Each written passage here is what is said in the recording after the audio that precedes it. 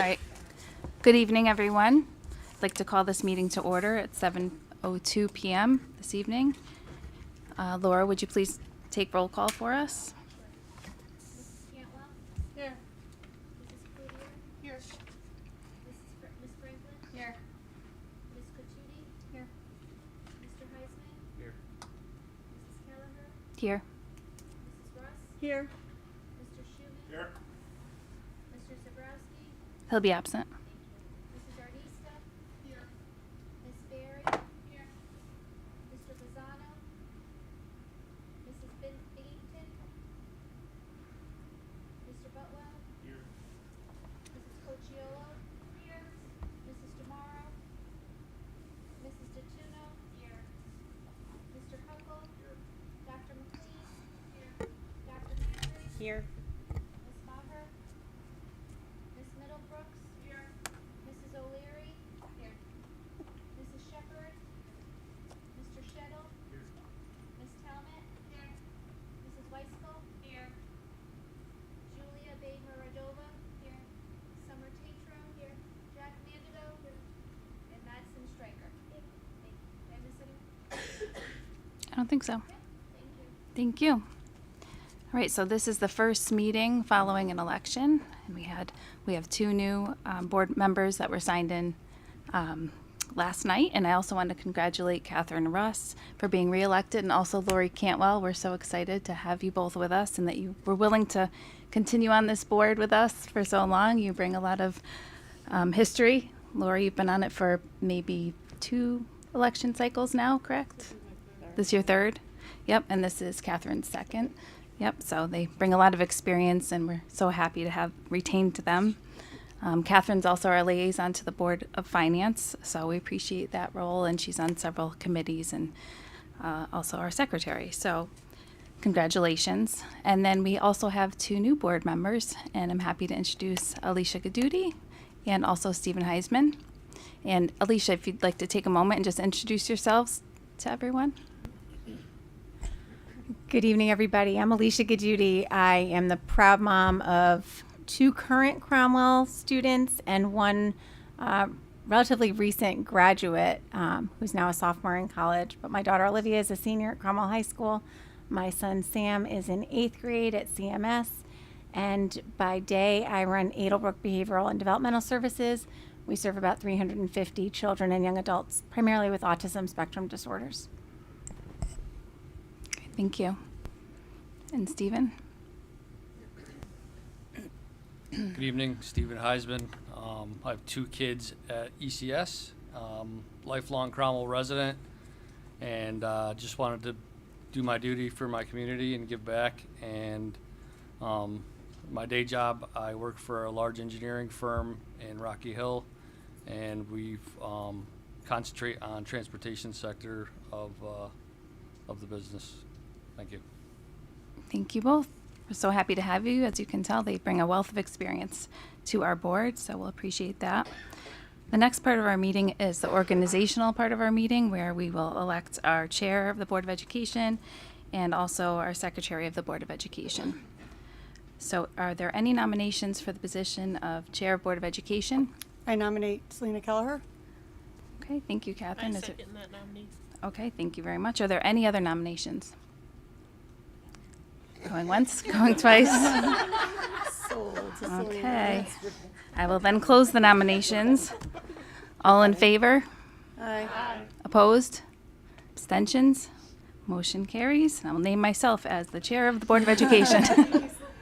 Thank you all for trusting me to carry on with this. So we'd also like to elect our secretary for the Board of Education, which, as you know, is more than a secretarial role, more of a vice chair role. So there's a lot of responsibilities that go with that. Is there anyone that would like to nominate anyone for? I will nominate Catherine Russ for secretary. Great, thank you. Is there a second? Alan, any other nominations? Okay, all in favor? Aye. Opposed? Abstentions? Motion carries. Congratulations to Catherine Russ. Thank you, everyone, for trusting me for another round. Straight to heaven. Direct line. All right, so we'll move on to the agenda highlights, deletions, and chair update. I just did want to mention that we do have a new mayor in town, so I wanted to take a moment to recognize him. James Dimitriadis, also he's a former Cromwell High School graduate, and he's also been on the town council for the past 6 years and is a lawyer for a lot of labor unions across the state. So we wish him the best, and we look forward to working with him. Also, we provided everyone with a copy of the bylaws. They were in your packets. It's nothing we're looking over this evening, but it might just be helpful for you to take a flip through. Some of them are admittedly a bit outdated, and we'll get around to having those updated when we have the time to do that. But within the bylaws, you'll see a lot of guidelines on our roles and responsibilities, our limits of authority, our organizational procedures, how we elect our officers, and then also just how we govern our board.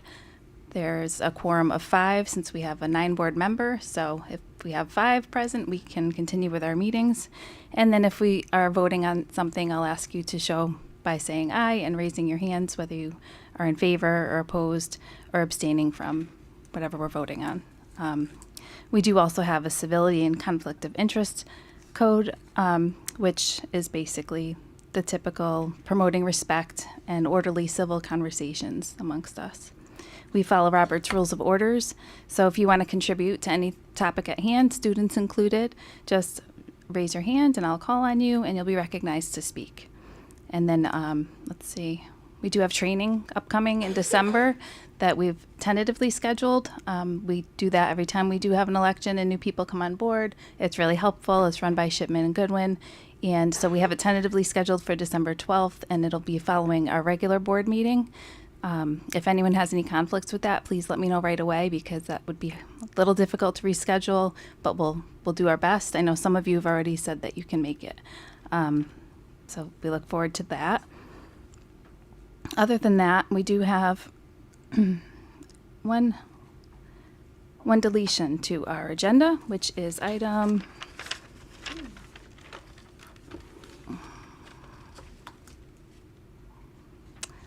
under new business, item D, and that's an action item, description of potential survey study by doctoral student, reference C. So we will postpone that to, I believe, the January meeting. Can everyone just hold on to this packet so that we don't have to reprint this? Okay, thanks. Just trying to save paper.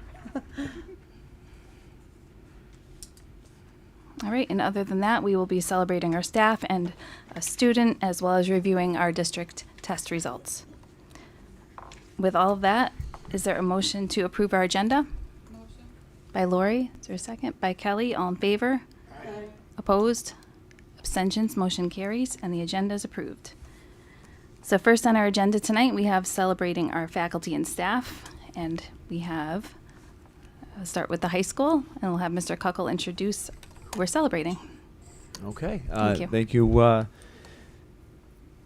Mrs. Kelleher. So we are celebrating for our staff member, Christina Williams. And unfortunately, the way this was going to work out, Mrs. Williams could not make it this evening, or probably any evening, because she herself just won election in Weathersfield for the Board of Ed as well. So when I reached out to say we would like to honor Mrs. Williams, I said we have a problem, though. I don't think we'll ever actually be able to get her here in person. But we still would like to go forward, and she did send me just an audio message to just play thanking the board.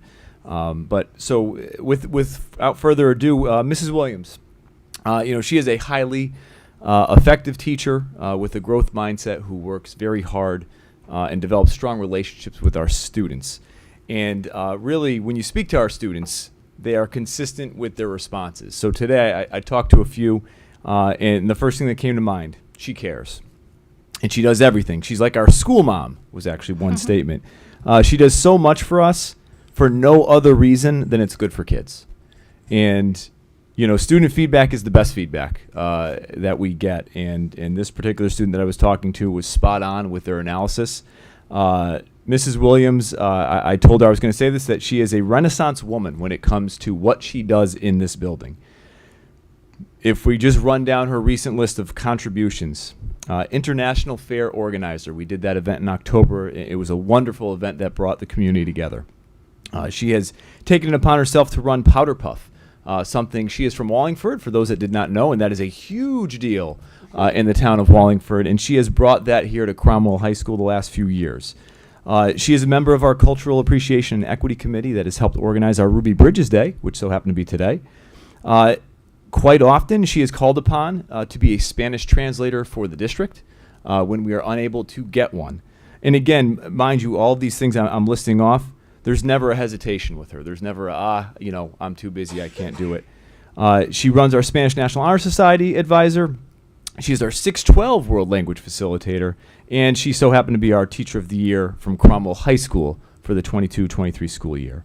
And on a personal note, what strikes me the most about Christina is her kindness, and she is just very genuine. Every conversation I have with her begins with, "How are you doing?" which is a rare question that I get in my position. What do you need? And she means it. And her positive attitude and empathy for students and staff is infectious, and she embodies our district motto of placing students first. So with that said, we would like to recognize Christina Williams for all her hard work and dedication to our Cromwell students and families. And with that, I can do a... Do you actually have the audio? I do. Okay. She sent it to me today. Hopefully. Hello, Cromwell Board of Education, parents, students, administrators, and especially Mr. Cuckle, Mrs. Bennington, and Mrs. Maher. Thank you for your support and believing in me in this new adventure of running for Board of Education. I always tell my students to take chances and to work hard. And of course, I wanted to set an example to not only them, but also for my family. Thank you for this recognition, and thank you for taking the opportunity to honor me during today's Board of Education meeting. Have a good evening. Okay. Thank you. She'll be a perfect addition to any Board of Education, so they're so lucky to have her. I mean, she's all over the district. I remember seeing her even when my kids were at ECS. She would be, doing running club, and she's just everywhere with student council, and I personally know that the kids just really connect with her, and she's just, I feel like one of those teachers that kids feel comfortable with, and everyone needs someone like that. So she's the best, and she deserves it. Yes. She was also huge in assisting with setting up the French Honor Society 2 years ago. That is correct, yep. She, there was a student, my daughter, won French Honor Society, and she walked her through, spent countless hours helping set up that new Honor Society, which is still going strong today. Yep. So she was a huge proponent for that. Great. Absolutely. And she also, I think, started the Seal of Biliteracy in our district. did. So many accomplishments. So, all right. And she runs marathons in her free time. I don't know what free I think time that she must has. give her the energy to do all of this. I have no that's what idea. I'm guessing. No So, idea. all right. Any other comments about Miss Williams? I know there's a lot of smiling students in here. It looks like you have had good experiences too, probably. So, all right. Did you have Yes. more you wanted to add? And then we have our student next. Oh, okay. Yep. Right. Alicia, did you have one thing you wanted to add? Just a second. Both of my older kids have had Miss Williams and think of her as one of their absolute favorites. My son in college now still checks in and asks me if I get to see her often because she's just made such an impact. So it was very nice to get to recognize her. She sure does. Thank you. We'll give her one more round of applause. I could talk about her forever, but I tell her to her face all the time. All right, then we'll move on to celebrating our students. Absolutely. Nathaniel, if you can come on up. So at this time, we'd like to recognize Nathaniel Rodborn. So CHS senior, Nathaniel Rodborn has been named a commended student in the 2024 National Merit Scholarship Program. A letter of commendation from the school and National Merit Scholarship Corporation, which conducts the program, will be presented to this talented senior. About 34,000 commended students throughout the nation are being recognized for their exceptional academic promise. Although he will not continue in the 2022 competition for National Merit Scholarship Awards, he is a commended student and placed among the top 50,000 students who entered the competition by taking the 2022 preliminary SAT National Merit Scholarship Qualifying Test, also known as the PSAT, NMSQT. Those being named commended students have demonstrated outstanding potential for academic success. These students represent a valuable national resource. Recognizing their accomplishments, as well as the key role their schools play in their academic development, is vital to the advancement of educational excellence in our nation. We hope that this recognition will help broaden their educational opportunities and encourage them as they continue their pursuit of academic success. And in addition to Nathaniel's success on the PSAT and MSQT, he is also a member of our CHS Jazz Band and Trium, which is our National Honor Society for Music. So Nathaniel, congratulations on your accomplishment as a commended student for the National Merit Scholarship Program.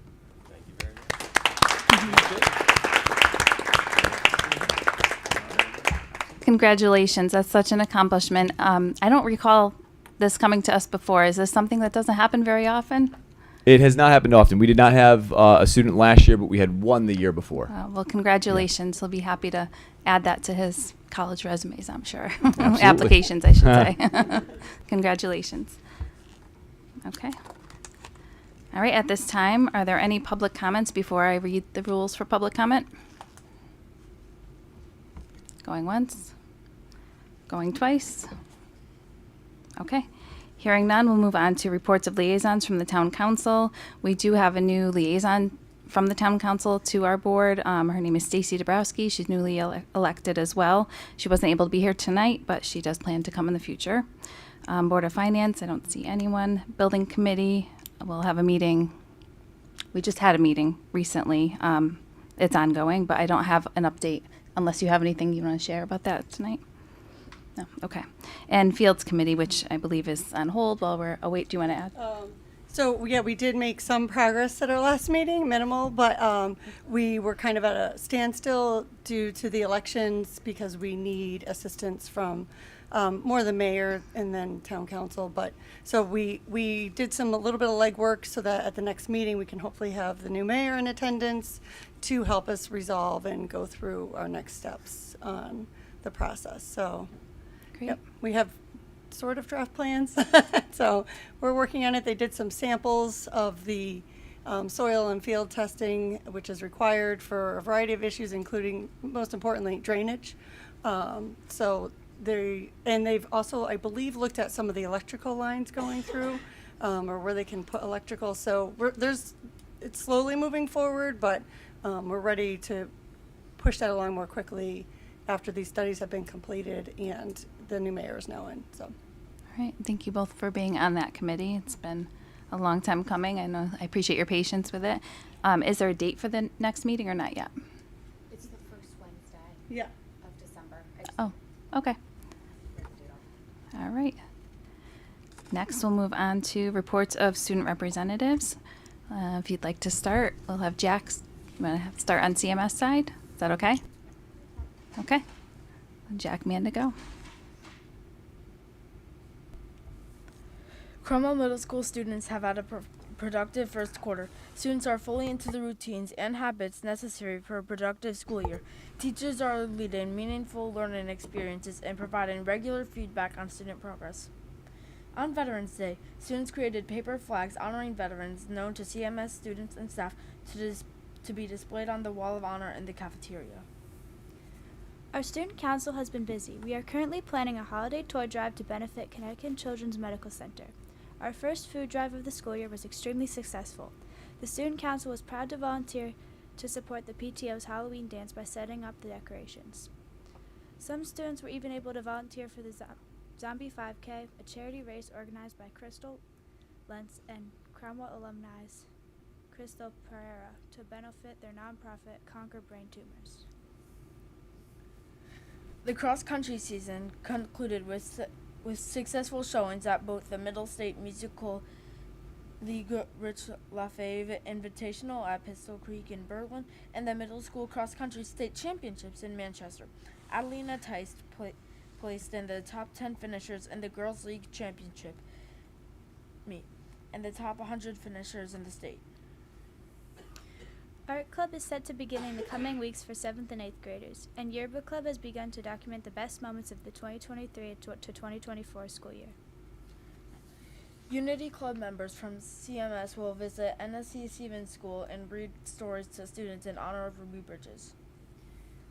Our band recorded a rendition of Union March for Veterans Day, and Select Choir has rehearsal every Wednesday morning and has recorded a performance of the national anthem for Veterans Day. The 26-member jazz band continues to practice swing, bossa nova, jazz waltz, and rock and improvisation.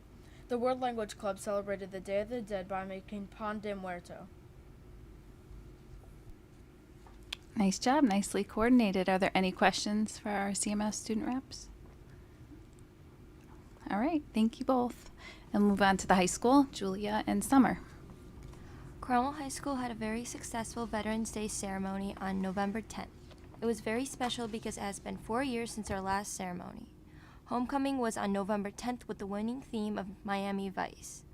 On Thursday, November 9th, we had a pep rally with the legendary Pie in the Face fundraiser, as well as some games including the Hungry Hippos, musical chairs, and a balloon game. Students were very spirited. Carbon Club had a pumpkin carving activity and is now working on a fundraiser to sell homemade honey and maple syrup. Unity Club walked ECS and WIS yesterday to read students' books on Ruby Bridges, and today CHS took a symbolic walk around the track and saw the kindergartners to commemorate Ruby Bridges. Newspaper Club published their first edition of the year, which is posted on the website.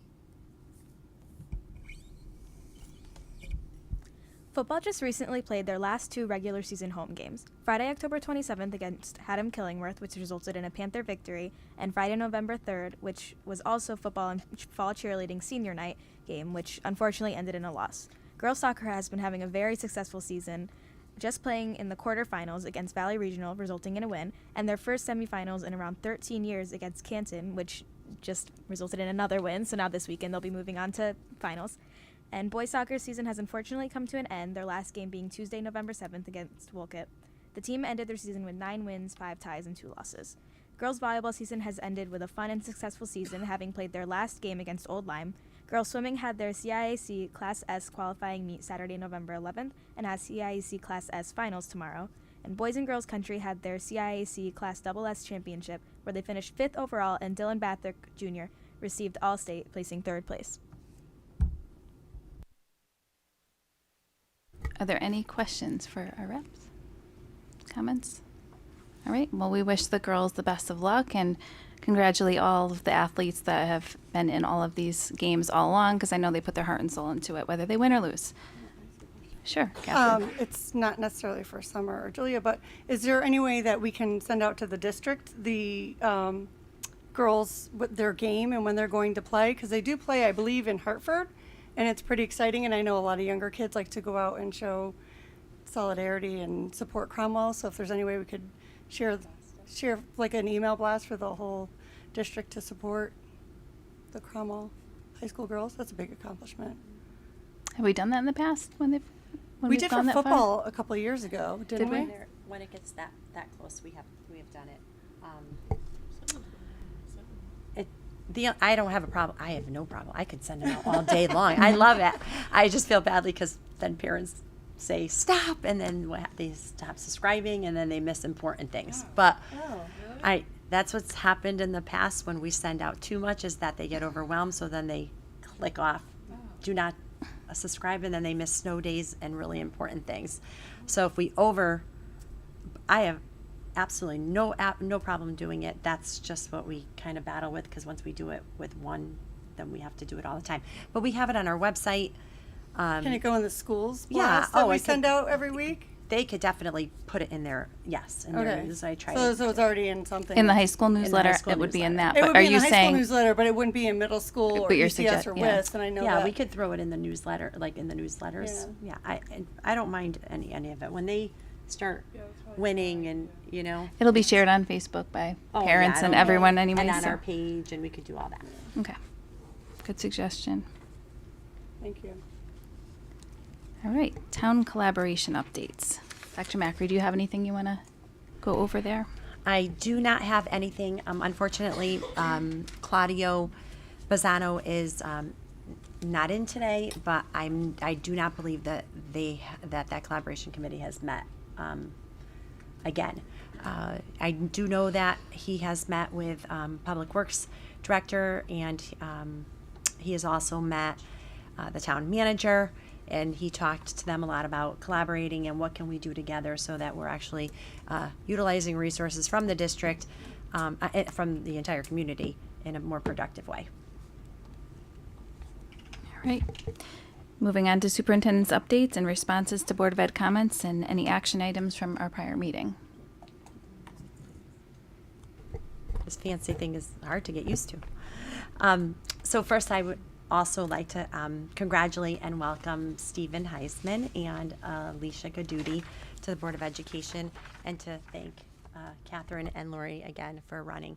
This isn't an easy task. You're giving up a lot of time to be with your, that you could be with your families. So welcome to both of you, and I appreciate you taking the time to do this because it's really important work. And thank you I told Lori this is her penance. Again, this is your penance before you get to the good place. But thank you and welcome to both of you. And I'm sure we're going to do great things together for those beautiful people that are sitting next to you. So quickly, I want to just share something with you. So as you know, we have so many state mandates, it's hard to keep up. But there is a kindergarten age mandate, and that has changed where Public Act 23208 requests that students be the age of 5 by September 1st to enroll in kindergarten. A lot of districts are trying to figure out how they're going to roll this into their district. We are a lucky district in a way in which I'm thinking about the kids, I'm thinking about developmentally, I believe that date is appropriate. However, it puts a huge burden on our families. So we've talked and I've met with some other superintendents. Some are waiting to come out with their position. I would like for our position to be, the mandate says we have to screen students, and then depending on where they are developmentally, we can say you're not ready to start even though you're not 5, or the opposite. I feel that is highly inequitable. For years, we tried to get to kids to come to school sooner so that we can catch their needs quicker.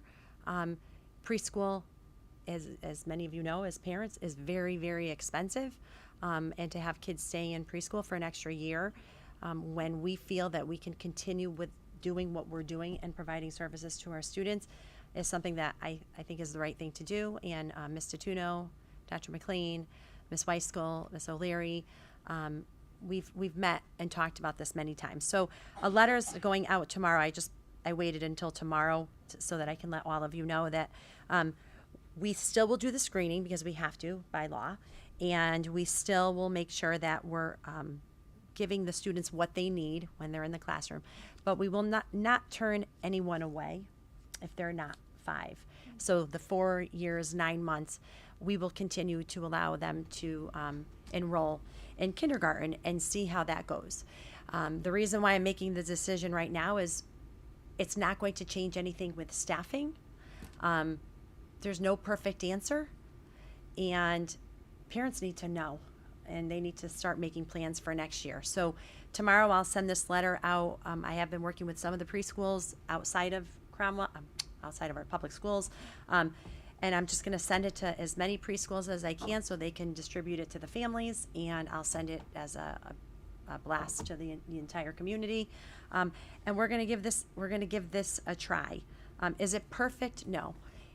But I think developmentally, we all know that yes, a few extra months would be helpful to be in preschool, but the reality of it is that it's very costly for families, and we are a district that can absorb the students and continue the way we've been doing without additional cost to us. So we're going to do that, and I'm going to let families know immediately so that they can start to plan their lives, because some of these poor people are just waiting to hear. Sure, Lori. Sorry, I forget I'm not the chair. No, it's okay. I'm just curious. So I have had families approach me about this that are on the cusp, like what you're talking about. So is the State Department of Ed giving districts flexibility to make these decisions? Like, is there a window, like if you're within 3 months, or like how many, what are the guidelines are they giving the districts so that you can? Very few. What the law says, we must give a screener, and if a child is the previous age was 4 years, 9 months. So if a child is 4 years, 9 months, and they feel that their child is ready for kindergarten, they have to put it in writing that their child is ready. And we're even going to make a template where they can just check it off to make it easy for any barriers that we may have. And then they will be provided with a screener. And then Mrs. DeTuno actually has the right to say developmentally they're not ready, so we're not going to let them enter. We're not doing that. We are saying if you're 4 years, 9 months, you will take the screener. If you ask for your child to be in kindergarten, we will allow them to be in kindergarten. So the state, I believe, loves the idea of developmentally, let's wait if you're not ready. But if you think about that, in reality, it's more money for preschool, for daycare, that families don't have because it's a fortune.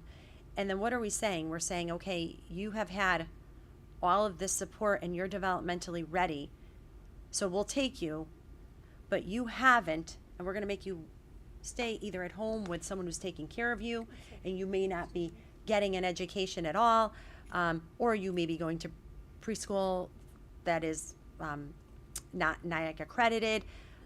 It just doesn't, to me, it's so inequitable. So it was either no for everyone or yes for everyone, and that was pretty much a no-brainer for us because of the size of our district. Not every district is going to be able to do this because they would just need too many teachers. But we have about 12 or 13 kids, so we make it work. And we've been doing it anyway, so it's not going to really change anything for us. Catherine had a question.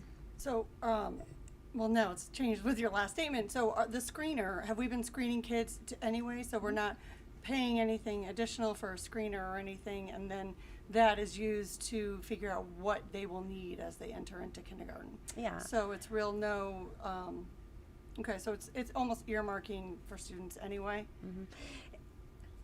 It changes, it's so fluent. Educate, as you all know, a few years back, 5-10 years, we would never say we're giving a child a screener, right? But of course we give something so that we just know where the child is falling and we know how to place and make sure we meet their needs when they first get here. Now we're being told you have to give that screener to every single child, and you call it a screener, and you can actually turn kids away. Is it inside our district that we're doing, like a screener? can be Yes, from we your do it at the district? school. And can the date go all the way up to December 31st, like the current year, like the current standards are? Or are you having some sort of, is there some sort of like, it's mid-October, or you see what I'm saying? Like where? Yeah, I know what you mean. So no, I think we're public school, so we will have registration. We'll do the screeners when we have registration, K registration. But if someone decides I want to keep my child home, and then mid-October they say I want to give it a try, we would do it. Their birth date is, like I know kids who turned 5 in December when they were kindergartners.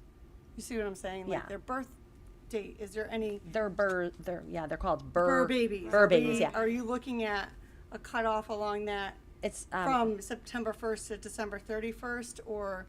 Yeah, because what we've been doing now, it's 4 years, 9 months, so we're going to stick to the same. So it's September 1st, right? Yeah, so it's September 1st. So if somebody applied for a waiver whose kid's birthday, to get their kid in, who was 4. In August or, Okay. no, we wouldn't. I know, that's a good question. We've talked about it with our council, and So we're not letting everybody in. no, it's just everyone who would have qualified before this mandate started.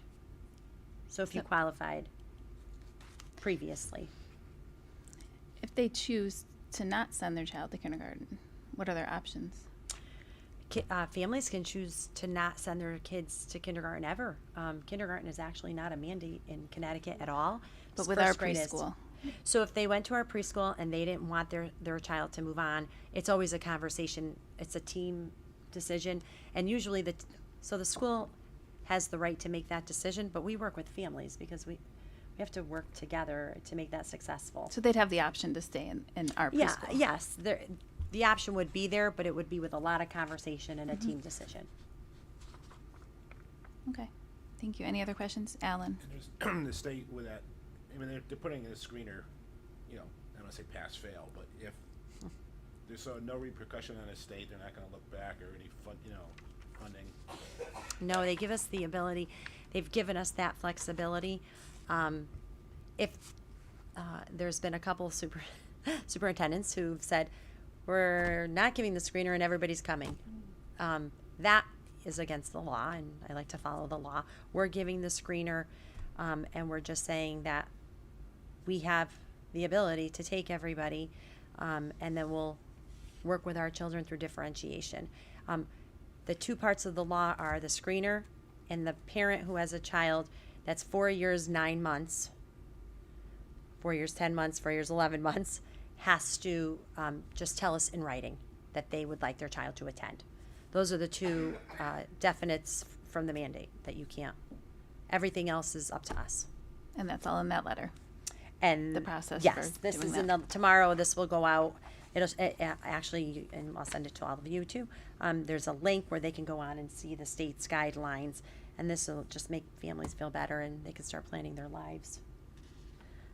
But the question again about pre-K, that is a team decision. So if families feel they want to do 2 years of pre-K and we really don't think the child needs it, we will push, because in that situation, it could potentially become a financial burden, because then I would need another pre-K. We don't even have the room for another pre-K. So that doesn't mean that we don't have that conversation. It won't be everyone says, I want my kid in this pre-K for 2 years because I just do. There has to be data to support why or why not. Okay. Stephen? With that, is there an option for them to then possibly stay back in kindergarten? Yeah, there's always a possibility. Always retention. There's always a possibility. You have to look at every single solitary kid so specifically when you're looking at retention, because there's so much research opposing and there's research that supports it, but you have to look at the kid as an individual with the teen before you make any of those decisions, and that's what we do with every kid. Any other questions? Any other updates other than that, Dr. Macri? Oh, okay. So the other quick update that I wanted to just share with you is it's just been so wonderful. We've been getting into classrooms through instructional rounds, and that's just like, it's a medical model for educators. And it's not just the school leadership, it's teachers from within the school. And now we've also, we have administrators from the middle school or the high school coming down and doing rounds at the elementary school and vice versa. The kids love seeing their old principals, which is really nice. And I have to say, 5 years ago, I was seeing a lot of stand and deliver instruction. And all the changes that we're making are hard. They're very hard. And Dr. McLean's going to talk about those when she shares our data. But I am so proud of our staff for starting to really embrace the changes. And what we noticed when we did instructional rounds at 3 out of the 4 schools, because we haven't gone, we still need to do ECS, is you're getting into about 20 classrooms. There was not one behavioral issue in any of the classrooms that I went into at all. And the kids don't care who I am. It was truly because they're truly engaged in their learning. They're working in small groups. They have more choice. They have more voice. And that's what we really want to see. So as we shift and we change the way we provide instruction, it really engages kids in their own learning too. So I'm just really happy to announce that our first series of instructional rounds went really well. Great. And that's it. Any questions? Anything about the updates that I sent to you? Every Friday I'll send updates. Sometimes it'll be Saturday. Sometimes it might be but you'll get them. I always... Sometimes you send them and they don't send. Sometimes I send them and they don't send at all. Sometimes your email doesn't work.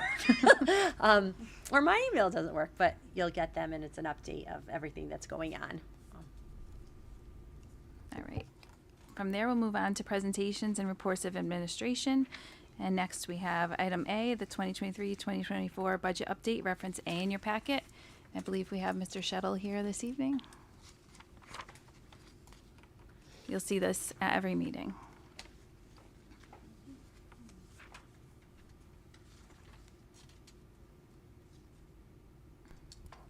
Thank you. Good evening. If you look If you take a look at this month's compared to last month's, you'll see about a $105,000 difference lower than last month. Last month was about $145,000. This month is, as you can see, just under $40,000 that we're projecting as a balance right now. Some of the reasons, well, I'll compare last month's to this month's. Salaries are basically just up over $8,300. And as I told the board last month, I was going to take a deeper look into the health benefits because I thought I needed to take a better look at those. We actually increased that to about $200,000 right now that we're looking at a positive direction just for health benefits, even though it says 189, there's Medicare and Social Security in there, but as far as just the health benefits were concerned, we increased that account quite substantially, just looking at projections based on invoices and bills and people coming on and off. So that was a positive thing. One of the other things that we looked at that's really has affected the bottom line right now are outside placements for special education and special education transportation. There is a difference, as you can see right now, for outside placements and other types of tuitions of just over $272,000 in the negative, and corresponding to that would be your transportation cost, which is also in the negative at $134,000. Again, we have little control if in a student's IEP says the best program is an outside placement. We can't do much about that. And the driving force in this particular month was one outside placement that was going to cost us over $200,000. So that skewed us. I was pretty happy when I was looking at the end of the month, but right at the end of the month we got an outside placement for that amount of money, which brought the projection down to where it is now at just under $40,000. We had little variances. Supplies went down, actually went up as far as the projection as minus $22,000, and equipment minus $55,000. I think we're doing a good projection at this point in time, but again, things can change. We're looking at some other options to at least increase the bottom line for the next month, looking at various grants that we might be able to apply, local funds, and bring them over to the grant site as well. And again, this is early in the year. I'm a little surprised it's this low. I've not really seen. How many years, Gary? How many years have you been doing this? I haven't seen it this low in my 42 years of doing this at this point in time in the beginning of a year. But again, it's going to fluctuate. Hopefully it's going to fluctuate to the positive. We are making some adjustments right now come the beginning of next month, and actually right now we're going to take a very hard look as to things that are needed. My philosophy, and I'm sure the superintendent's and curriculum director's philosophy is, if we need it for education, we're going to purchase it. But we're looking at a need versus a want for students. So we're not going to basically deprive the students of a quality education. That's not going to happen. I've never done that in my tenure in this position, just so you know. And again, we'll take another deep dive at other things in the upcoming months, but as I said, we're looking at some expenditures that we might be able to transfer over to the grant side that will help us. Might not help us, tremendously, but it might help us anywhere from the $50,000 to $70,000 range to increase our bottom line right now. But again, on any given day, things can happen that can change that bottom line that we might not have a lot of control over. Great, thank That's you. I think Dr. Macri wants to chime in a bit, and then we'll take questions. This thing is going to drive me crazy. It doesn't have a light. Up here. Oh, Right I under the can't see it. mic. I have to go like this. Yeah. Got it. Okay. So the hot seat in Gary's office, I'm in it every day asking him a million questions. As you all know, I'm always asking about where we are in the bottom line. Just to remind you and to let our new members know, when we went to the Board of Finance and they wanted to take a shot at decreasing the special education budget by about $200,000 right now, and see what happens. We have hired paras to meet IEPs. We have about 79, which is way more than we've ever had. We do have students that have significant needs, and about $200,000 is, we talked about outplacements, and we also talk about para support before we outplace anybody, and that's been more than I don't even want to say more than we expected, because I did expect it. That's why I had it in the budget. I did expect that this would happen. And also, we had last year, we talked about homeless students, and I think it's important for you to know, students who are homeless. We have always been a district with about 3 to 5 students. Last year, I told you we had about 14, 15, and this year we're up to 19 students. So transportation costs, all of that, unless they're placed in DCF care, we are responsible for taking care of it. So these are just things that we are responsible for. And another big hit to us that we didn't know about, and they could just do this, magnet schools, Goodwin University, wonderful, wonderful part-time program, so our students stay here and then they go to Magnet. Goodwin, they used to charge us half price. We got a bill for full price. So they no longer are charging us half price for half day. If our kids go for half day, we have to pay full price. So these are all of the surprises that we had no idea, those couple that we didn't know were going to happen. I didn't expect homeless to get up to 19, and the tuition. So I just want everyone to know, like, having $39,000 at this point of the year is really scary. And like Gary said, our kids will get what they need. But we had a long conversation at leadership team meeting today about needs, and then some of the things that may need to wait. But remember, things needed to wait last year. We went back and only asked for $1,700. So you keep kicking the can down the road. Eventually, God forbid anything happens with any of our facilities and it doesn't get covered by insurance. So I just want to make you aware of that, and we'll constantly keep you abreast of everything. And yeah, Gary, I put myself in the principal's office, which is Gary, in this situation, and ask him a ton of questions every day that he's here. But a huge thank you to Gary. He's part-time. He's done a wonderful job while he's here. He's so accessible, very transparent, very knowledgeable. So I can't thank him enough for just coming out and supporting us, and as we search for a new director of finance, and that is a shortage area too. There are 7 open positions in the state of Connecticut. We've been through 1 round of interviews. We're going to go through the 2nd round of interviews. I may have to come back and talk to you about making some changes. But Gary has been wonderful with supporting us, and Hartford tried to steal him, and we already said no. So we'll keep you posted. But thanks Okay. you to Gary. Thank you. I think Catherine is first, and then we'll do yours. So, Gary, I found this confusing when I first came on, and I know we have some new board members, but can you give an overview of how you come up with the balance calculation on here? Because it's not really exactly straightforward when you look. Like, I always like numbers, feel like I should be able to add Sure. and subtract So- and make sense. Thank you. What we do is we look at the budgeted column, okay? And when we look at that, then we look at year-to-date expenditures when we run the report. And then that report, to simplify it, basically shows us a difference. So if we budgeted $1 million and we spent $500,000, that gives us $500,000 less.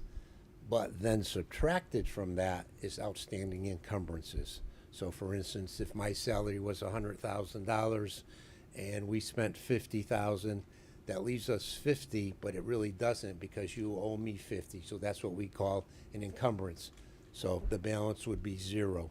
So, and then on top of that, we'll also make some other projections on top of those encumbrances. We'll say, well, let's look out a little farther than what we're looking out right now in today, what we're showing today. So we might say, in the past we spent an extra $20,000 or $25,000 in this account at the end of the year historically.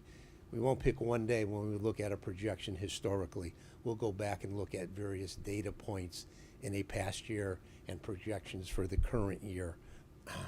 And the other thing that we'll look at, I'm talking about salaries right now, we'll also look at outstanding positions that we haven't filled yet, that we know we are going to fill.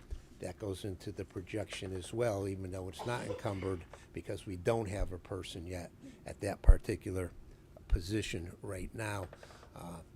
We'll also make some projections, for instance, under maintenance and under supplies for maintenance. Maybe we think we're going to need a certain type of filter for the HVAC system or things of that sort. We'll look at that too for the upcoming year. We'll look at fuel. We just signed up for next year for basically diesel fuel, looking out over a year. In Cromwell, you do it calendar year versus fiscal year. So we have to make some assumptions in the next year's budget. But we signed up what I thought was a very good price, because I also did bids for diesel for 35 years as a consortium. I was the head of a couple of consortiums. So we got a pretty good price for that. So we'll look at things as also like that.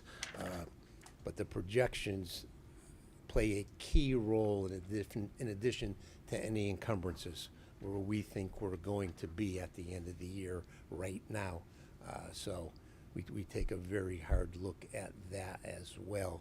And so that's why I say there's a little bit of wiggle room there, but not necessarily a whole lot of wiggle room there. I'm comfortable in the figure at the end. I'm not comfortable that it's only $40,000, but I'm comfortable that that's a good figure right now.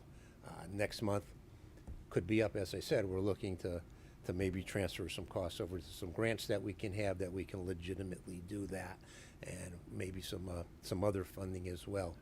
But right now I'm comfortable with that figure. Not that low, but I think the figure is very accurate. Thanks for that question. That's very helpful, I think. Lori, did you still have a question? Yeah. I just, does that figure, so the money that we get reimbursed from the state for an outplacement for the over 70, which would be to 70% or whatever it is that reflected in this number? I'm sorry, one more time. The money that we would get reimbursed from the state for the outplacements. Yes, special education. Yes, it is. That's in that this is taking number, that's taken into account, yes. Okay. Excess costs, called Social Education Excess Cost Grant. Yeah. Yes, we actually just looked at that figure late last week. I was given the outside placements, and so we took a look at that, yes. Okay, thank you. Yep. Sure, Alicia. First, thank you for your service. Did you say 40 years doing this work? Yes. Thank you. Do we do a long-term capital budget that's separate from this budget for facilities maintenance type items? And you guys are laughing at me. All right. Okay, I'll move on. I'll move on. No, you don't have one in here, okay? But you do have funds set aside that can go towards capital improvements. It's called the capital non-recurring fund that the town agreed to set up with the Board of Education, and you can put 2% of a budget into that. I think this past year you were allowed $7,500. You had $7,500 left over, but you have hundreds of thousands of dollars, if I'm not mistaken, in that right now. But that's not a capital plan. Okay. Yes, I've done capital plans many times, but I think you're working on that now.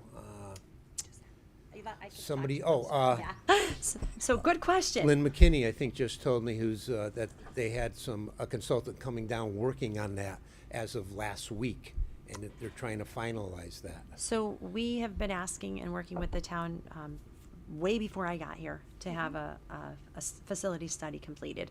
And it costs money to do that. And I continued to beg. And then finally last year they gave us the $76,000 to actually do a facility study. So it just got completed. We have not received the report yet, the actual report. There's a dashboard, a system where you can put all this information in and it updates itself of when you need to, your typical things, like when do you need to change the air filters, the bulbs, or the big things like when do you need to change the roof. All of that will be in the report. I talked to Selena today about that. So the town has paid for that facility study to be completed. And the number one reason, besides the fact that we need it so that we can actually fix our buildings, is that I need to have that so that I can write a 5-year capital improvement plan, even just for NIASC accreditation. So we finally got it approved. We weren't too off with our educated guesses of where we think we really need to spend money. We have a whole sheet of where everything belongs and what we think we need to do. But they also are giving us way more in-depth information and how much it's going to cost. Once we get that report, I'll share it with all of you, and then we have to determine if we're going to, if I share it with the board, if I share it with the Board of Finance. It makes sense too, because there's no way that we could afford any of the things in our own budget. We have to get the capital improvement from the town. Otherwise, we'd go to them with like a 50% increase or 100% increase. Again, as far as buildings and facilities, we have definitely been kicking the can down the road for a very long time. So the little things here and there, yes, we pay for, but our 5-year capital improvement plan it's the next big project as soon as this facility study comes through.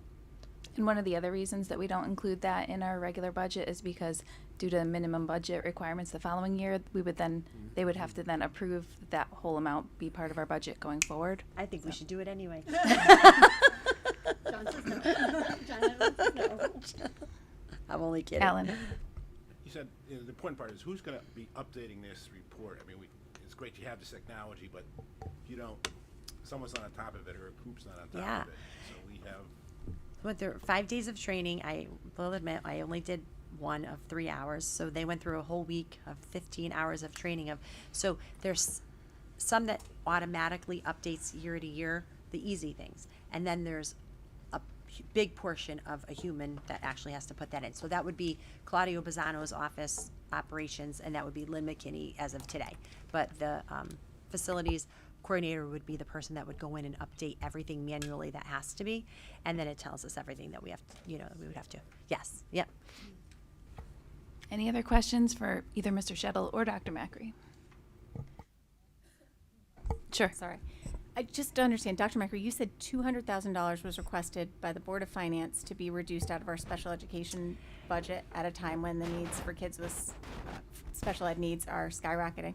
So when we present in April, when I did the 4-hour presentation with Ann Burke and Sari, and everyone sits at the table, we have, and you'll hear about Effective School Solutions that we have a contract with at the high school, and it's been wonderful with supporting our students with special needs and being able to keep them in school.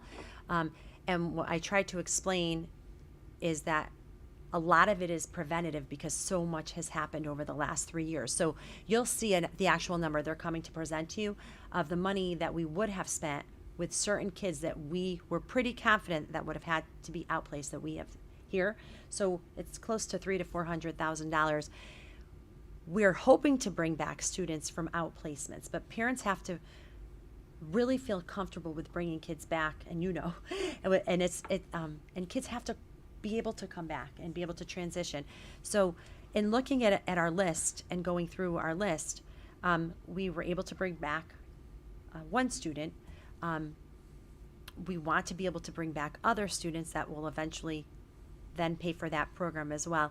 And they were wonderful. The Board of Finance was wonderful in telling me they believed that this program is going to give us everything we need, and they said we're going to take a chance and cut $200,000 and because of this program. So of course I went back and cut that $200,000 in where they told, I could have cut it anywhere, but I cut it from exactly where they believed that we would be Finding savings. finding savings. And the reality of it is, and as we explained last year, is that it's impossible right now.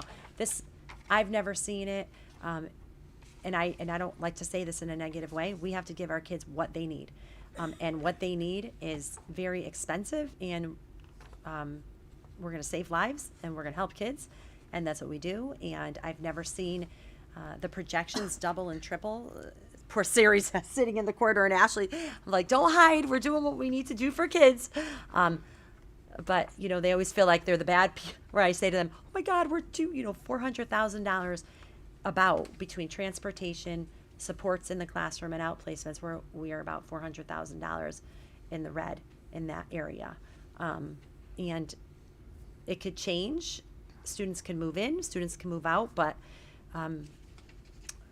for us to go in and think that we're going to be saving money in special education, and that covers 504 and social emotional and everything that our kids need over the next few years is not responsible.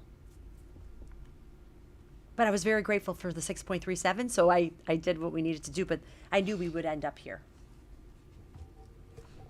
Okay. Well, thank you, Mr. Shuttle. Appreciate you being here tonight and for everything you're doing to rescue us in our time of need. All right, we'll move on to new business. Set the 2023-2024 tuition rate. It's reference B in your packet. It is an action item. So basically, we do this each year, and it's our adopted budget divided by the total enrollment, and then you come up with a per pupil expenditure. And then you see below that historically it always increases, it never decreases. So I don't know that our population has changed that much, so this seems like a pretty steady increase. So do you have anything to add to that, Dr. Macri? No, this is just, obviously, this is what we spend per pupil, and if students were to attend Cromwell Public Schools that didn't live here, this is what the cost would be to them. And that's pretty much, those are the two things we use them for. Are there any questions on that? Lori? So if a student comes in from another town, say parents in another town, like Rocky Hill or whatever, just wanted to send their child to Cromwell, is that what they would pay? Mm-hmm. They wouldn't get any type, so they have to come up with that. Wow. Okay, thank you. We don't have too many though, right? We have two. All right, so with that, is there a motion to set the 2023 tuition rate? Motion. By Catherine, is there a second? Kelly, all in favor? Opposed? Abstentions? Motion carries. The tuition rate is set at $19,205 per pupil. All right, next is another action item, and this one is participation in the 457 plan. And you have, no reference. Are you going to explain this instead? Gary's going to come up and talk about the 457 plan.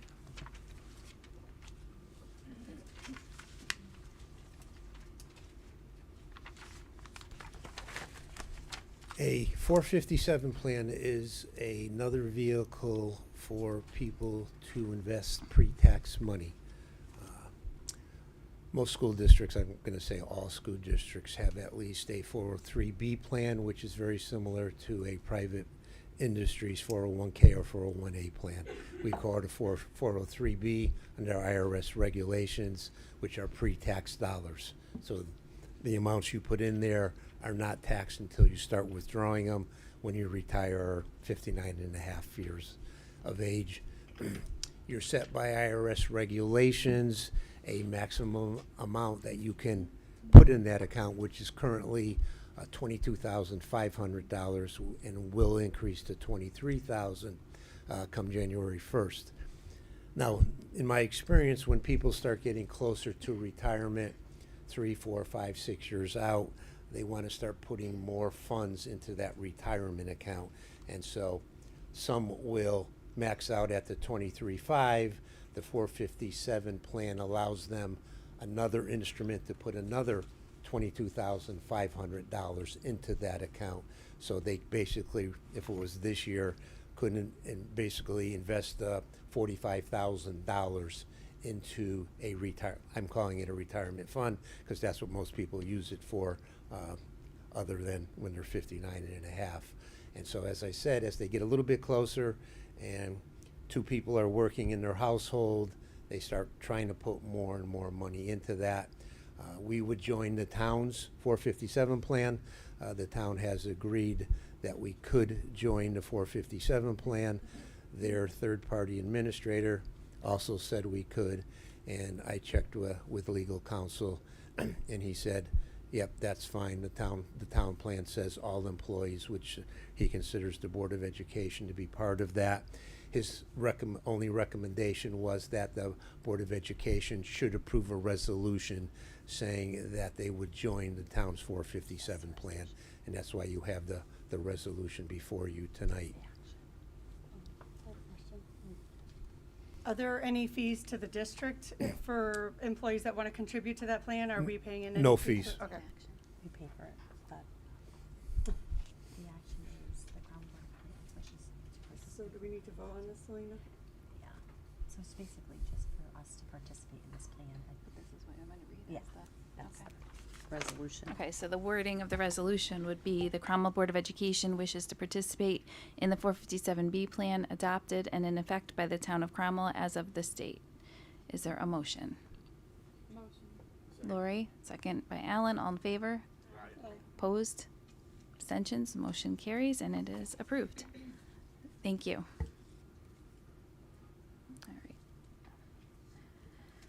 All right, next is another action item, revise authorized signers of the ED 099 agreement for child nutrition programs. Okay, this is just a formality since Ms. Burke left the district and Gary Shettle is here. The food and nutrition program falls underneath the Director of Finance. So in order to authorize any state reporting, especially the ED 099, he just needs to sign it, but in order for us to give him permission to sign it, I need you to approve it so that he can sign it. And then the Secretary, Board of Education gets to say that it's okay. So the motion would be to approve Mr. Shettle to become an authorized signer of the ED 099 agreement for the child nutrition program. Perfect. All right, is there a motion? Motion. Catherine, I saw Kelly Cloutier. Next, all in favor? Opposed? Abstentions? Motion carries. You are authorized, Mr. Shettle. Thank you. All right. Action item D. Description of, that one is, yep, we'll follow up on that one in January. So item E, review of Veterans Day. Are we doing this by school? Yes, we usually do it by school, so we could start with wherever you'd like. ECS? Sure. Sure, okay.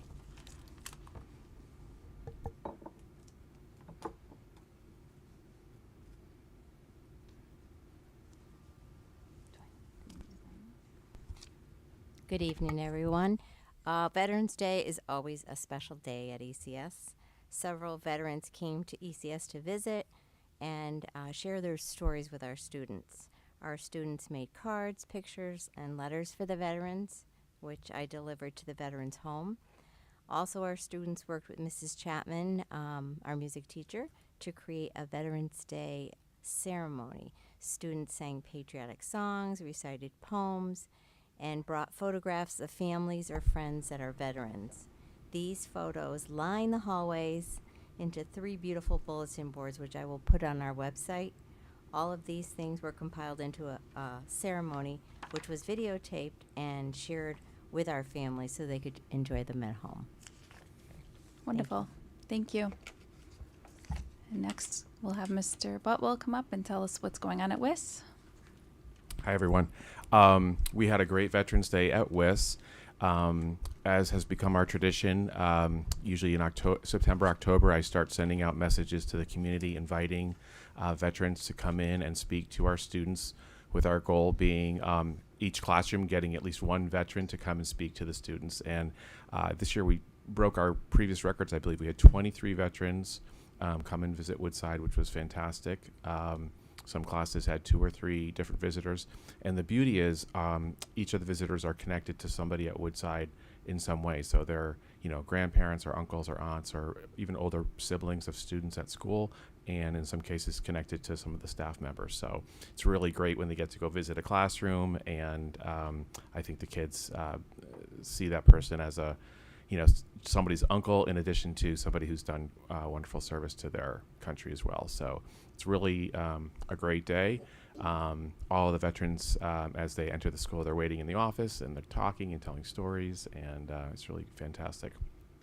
The other piece that we do is instructionally, each grade level has an assigned read aloud that they do each year, all with a veteran theme. So teachers and students have a chance to talk. They're all sort of based on veterans in our community and the important roles they play, not only in addition to serving our country, but then after the fact, how they're still important members of our community. So it's a great day. Very nice. Thank you. Thank you. And Mrs. Cochiola for CMS. Good evening, everyone. This year, we really looked forward to personalizing our veterans celebration for our students. Throughout all the social studies classes this year, students watched videos, they participated in research about veterans. So students and staff were given the opportunity to bring in pictures from family members or friends. And then what we did was, from all that, we built a Veterans Wall of Honor in our cafeteria. It's pretty cool. So students brought in pictures, so did our staff, and then we created a placard for each person describing the veteran. Where did they serve? What was their role? What was an accomplishment? What was the achievement? So then the kids then went and put them up themselves in the cafeteria. We also created the POW Missing in Action tribute table as seen in DC. So we did that for the students so they were to understand, the importance behind that for our Veterans Day. And then our band and select choir performed for Veterans Day, but we videoed it. Our student news took that, and then this way we sent it out with student news so everyone could see the hard work that our select choir and our band put in to prepare for music for Veterans Day. It really was really neat. The wall to look at is impressive. You get to look at everybody's family, friends, and then the kids who didn't necessarily have a personal veteran in their lives then looked up and researched a veteran and posted all that information up on the wall. So it was a really great learning day for all the kids. And I do want to give a huge shout out to Stephen St. Ange because he facilitated this event for us this year. So I want to thank him for that. So it was a really good day. We opened with the, of course, the Pledge of Allegiance as we do every morning, but also there was a special tribute, and I gave some background information for veterans about the purpose of Veterans Day and why we honor it. And then the teachers took it from there and just continued the learning in classes. So thank you. It was a great day. Okay, thank you. Right. And lastly, at Cromwell High School, we had our traditional Veterans Day breakfast where we had veterans from the community come on in. And similar to what you heard up here before, we reached out to the community. So we had some students who were able to bring in their family members who are also veterans for that breakfast, which was very nice. And then we transitioned into the auditorium for Cromwell High School. This was our first time that the entire high school had gathered in the auditorium since 2019. Wow. We've done pep rallies and things like that. The last time we did that was actually Veterans Day, 2019. And we were able to come together, and we had what we thought was really an amazing ceremony honoring our veterans. We had the band performing, we had our choir performing, we had vets from the community. One spoke, former member of the board spoke, Ms. Fitzritter, to our students.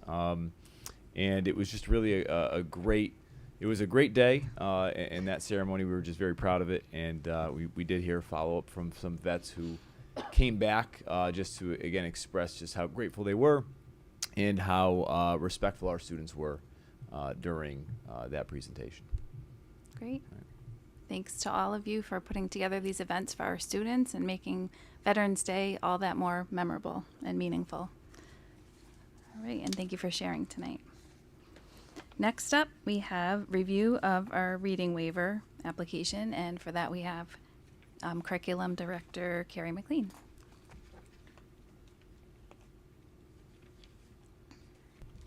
Good evening, everyone. So we're finally moving on this. As of the end of October, Dr. Macri, Ms. Arnista, and I met with the State Department of Education and the consultants that they have partnered with, PCG, to sort of go through our waiver with them. And, you know, there was a very big gap of time between when we submitted the waiver and now. And since then, we've done quite a bit of work. And so we were able to detail all of the work and some of the changes that we needed to make to the waiver and explain all that to them. I thought the conversation went really well. It was a positive conversation. I did not walk away from the conversation feeling like it was going to be a no matter what we did. You know, like I didn't feel like it was a formality. I thought that they were really listening. They gave us a lot of compliments on our plan, including that, you know, they really loved all the structures that we had in place and that, you know, they would look to us to provide support to districts in professional development to establish the structure. So that was something that was nice to hear and also pretty positive, I felt like. So we don't know, and I feel like I keep telling you that, but the time is getting closer. They told us by the end of December we're going to hear. So that date is coming closer, and so we are holding tight until then. I have not been as optimistic as I am right now. I'm cautiously optimistic. But I do feel like there's a very good chance that the waiver will be approved. I can't say for sure. Dr. McLean, sorry if I missed this. Do you have any indication of how many other districts have gone for the waiver versus just trying? I don't have a number. I could add, how many? 90. 90. And so just so you know, the alliance districts have to adopt a program. So they wouldn't have, the alliance districts are the lowest performing 30 districts. And so they have to apply for a new reading program, whereas, so you can take those kind of into consideration when you're thinking of the numbers. Great. Well, thanks for all of your hard work on it. Does anybody have any questions, comments? All right. Well, good luck. We'll keep our fingers crossed. Yep.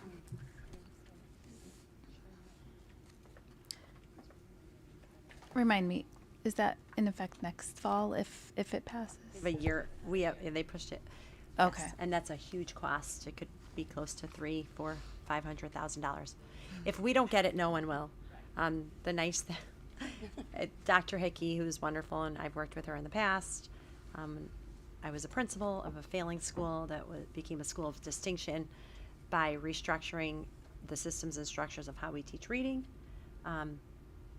Proudly, in 18 months, we were at 47% reading proficiency, and we were at 91 within 18 months with the help of Ms. Arnesta, who's sitting back there as the instructional specialist. We know what to do, and they know that we know what to do. They've worked with, it's no secret, with the three of us before. We just have to make it happen. And as I explained to you previously, when Carrie came here, and we all cried when we knew that Lucy Calkins was the program, because we don't like Lucy Calkins as the program. It's not literacy. Yeah, it was. I did try from next door to try to at least you got foundations. Because we would meet as a consortium, and I'm like, no, don't drink the Kool-Aid.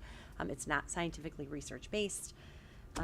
It's just awful. And sadly, Cromwell made a big purchase, and now we're trying to put in the phonemic awareness, the phonics piece with all the supplemental pieces that we know that work for the brain when you're teaching reading. So that did not happen. So we're unteaching stuff and reteaching. And I have to say, Dr. McLean and her curriculum team has done an exceptional job. We still have a lot of work ahead of us. We're training paraprofessionals as well, tutors, interventionists. So if we don't get this waiver, I really don't know who will. So let's just keep our fingers crossed. Like Dr. Hickey said, we know what to do. We've done it. She was there. She was part of the team when we did it. They just have to trust that we can do it again and let us do what we need to do. Otherwise, we're going to purchase a program that will be close to $500,000 that I know will not do everything. There's no way it'll do it. We're just making the book companies in Texas richer. That's what we'll be doing. So let's hope this passes, and we'll let you know. Otherwise, if they say no, then we have to make that purchase. And I won't take it lightly. Don't worry. I won't go down easily.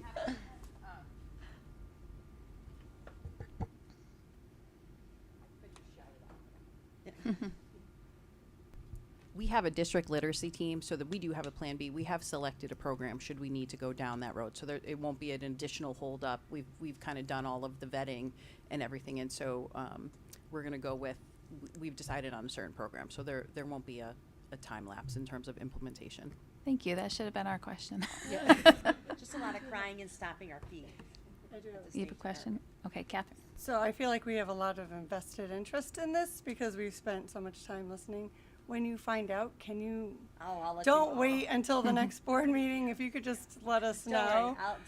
We'll dance, sing, hug each other, cry, and then I'll email And if you. it's the negative, if you can let us know what we think the additional cost would be incurred as a result. Yeah, we have all that. Okay, So if it's approved, training would begin when? If it's approved, we already started training for all our supplemental pieces. Yeah, Karen Sorry. can tell you.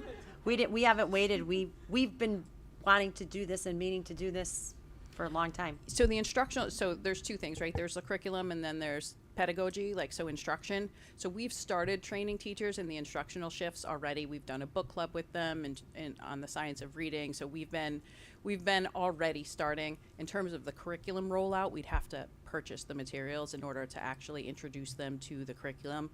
But we've done all of the front loading that we possibly can in the interim.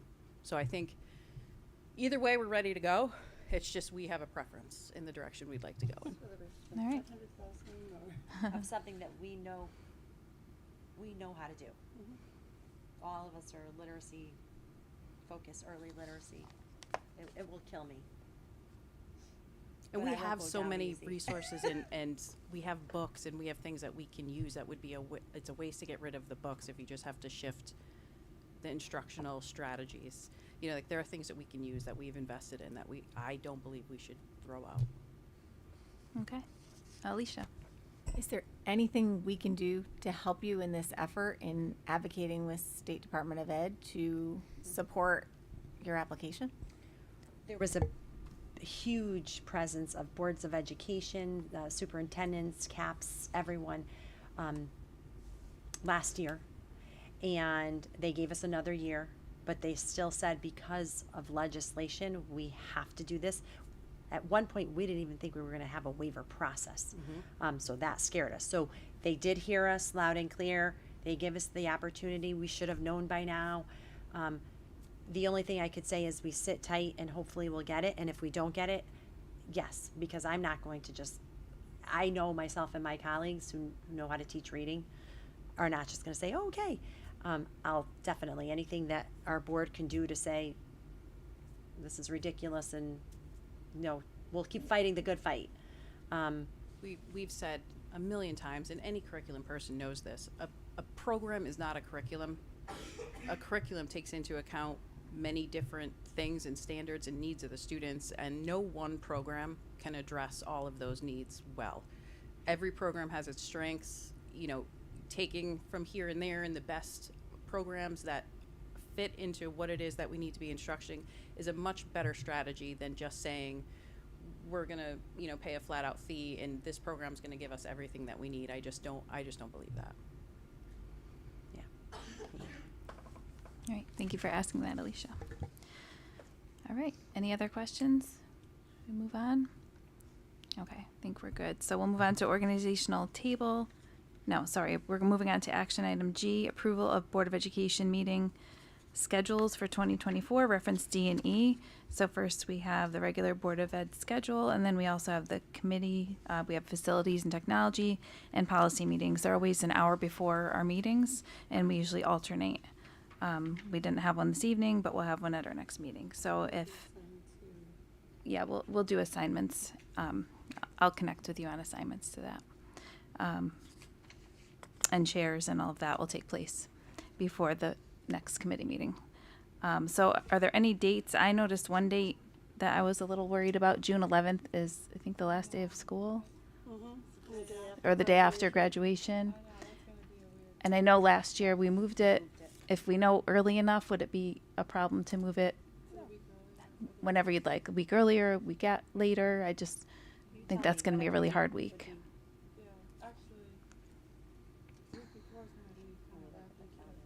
I mean, the end of the year is crazy for all the principals and everyone that comes to these. I understand. Let me just.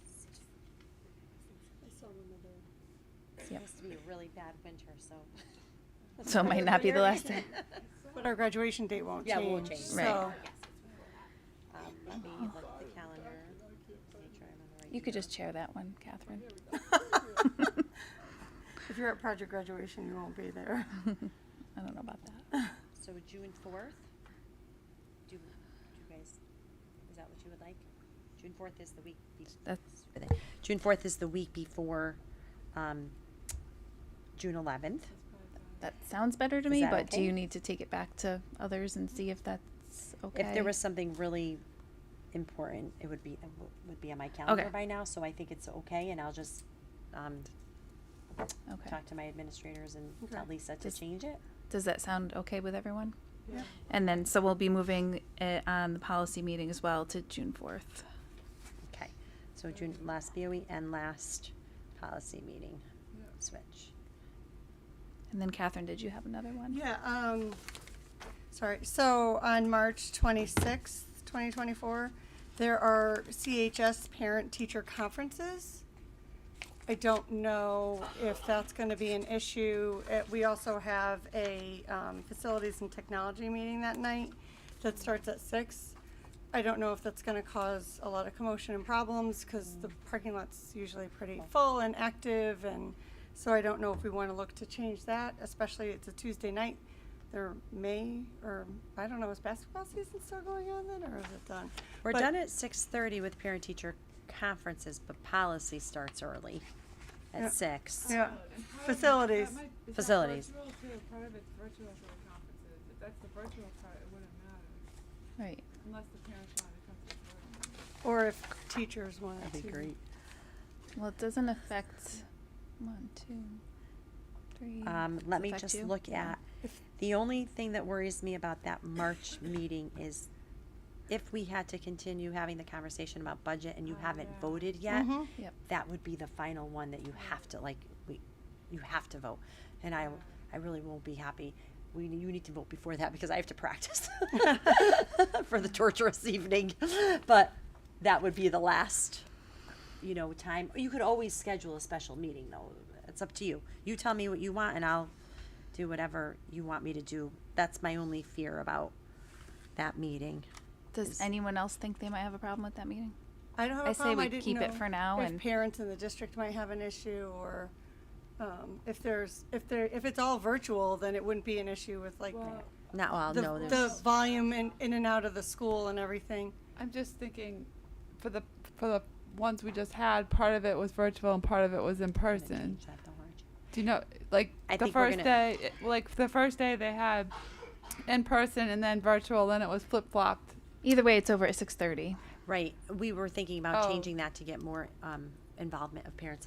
We did that because to try to make the transition easier, but we talked a little bit about perhaps having some in between, like virtual live to accommodate some of our parents. So much for paying. We had a quick conversation about it, but I don't think that would make a difference anyway.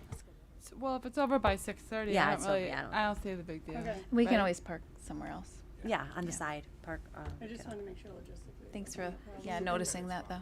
Yeah. Everybody else does. Go ahead. I was in the police spot. The police drove by. They're Really? like, "Get out of our spot."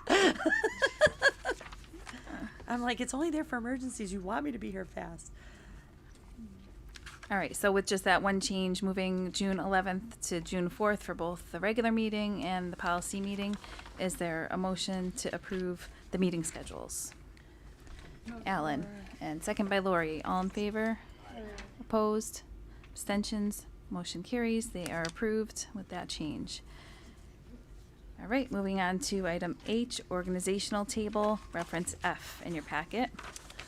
Okay, so I give this to you every year, and it just basically has all the information as far as who to contact so you have our building level administrators with their addresses, their email addresses and their phone numbers, and then our directors below. It's just to give everyone an idea of who we have, and if you needed to contact anyone, if anyone else needs to contact anyone, and then who reports to them and what their duties are. And so we try to follow this chain of command when it comes to, this is more of families. When families have issues or concerns, they go to the school and, meet with the teacher, talk to the administration, and then depending on what area it could be, they may meet with a director before they contact me. Of course, if it's egregious, I expect a phone call right away. So this is just for you to have, and we do this every year, and it's on our website too. And that's who you would refer parents to if you we spoken refer to the right. teacher, So then if you'd spoken to the building right. principal. So always if there's an issue in the classroom, and because people are going to come to you and ask you, and the first thing we do is, did you talk to the teacher? Yes, I spoke to the teacher, and nothing was resolved, and blah blah blah. Then the principal, you go to the principal. If nothing is resolved, it depending on what it is. If it's a special education, usually Sari or Ashley will get a call. If nothing is working, of course they can call me, but I will always send them back to try to work with people of closest to the situation, and usually parents are very good about that. They don't really call me until they really need some intervention, and I'm happy to help. And then for us as board members, obviously, if you have an issue with your own child, you would go to the building principal on your own separately. But as a board member, you would go to Dr. Macri and myself, as opposed to reaching out to any of these individuals. You first, then Dr. Macri. Preferably. Unless it's an issue with you. I don't want to hear about suppose, it. yeah. Call your lawyer. You guys have a lawyer. Your name is Jessica Ritter. If you have an issue with your chair, no, I'm kidding. If you have an issue with your superintendent. Exactly. Yeah, it just helps streamline, and then cheap. I'm aware of everything and what's going on, and then we can be cohesive. So. Yeah, it's just difficult for our administrators. If they hear from one of you and I don't know, then I'm their boss. So at the end of the day, it's just really uncomfortable. And I never tell them not to talk to you.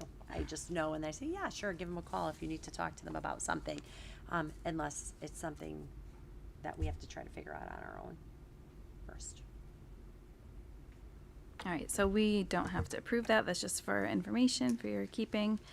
And now, after a long wait, we'll look at the Smarter Balance benchmark data and next generation accountability system results, reference G, and Dr. McLean will lead us through that.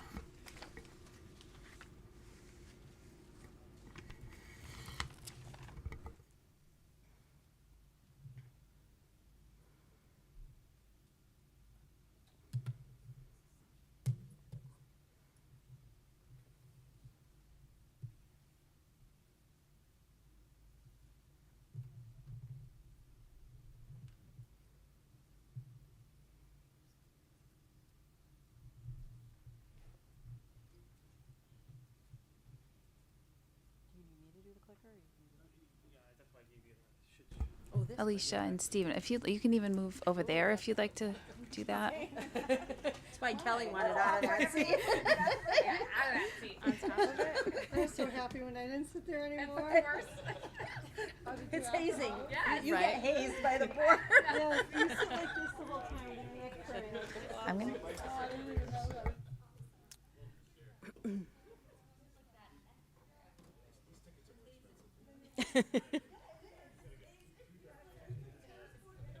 I want to be able to see.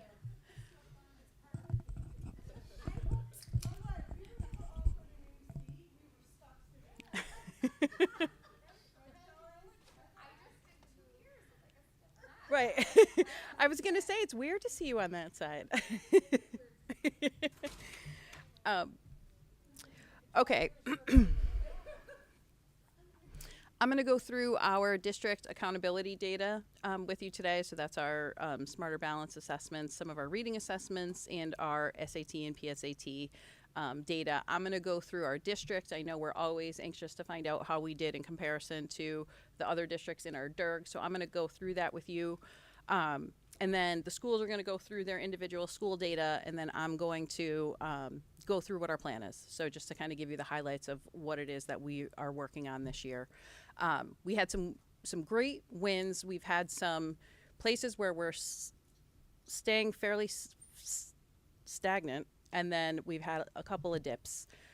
In particular, some highlights are definitely science and math. We've done fairly well in, and even sometimes, I mean, as an overall district, sometimes we've even dipped a little from last year, but in our DIRG, we went way up. So we're holding our own as a district, like meaning that, you know, some districts are struggling a lot more than we are. So we're holding our own.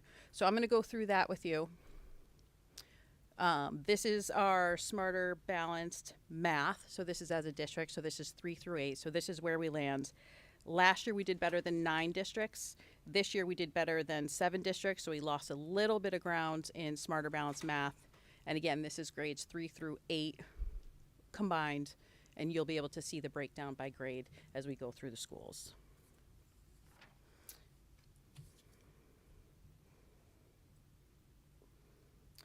Smarter Balanced Language Arts or Reading.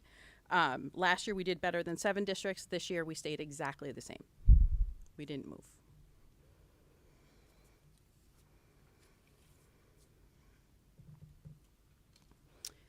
SAT, we did a little better in this year. Last year we did better than 7 districts. This year we did better than 9 districts. Our scores, this is one of those situations where our scores stayed relatively flat, but we still, as a DIRG, we moved up in our DIRG.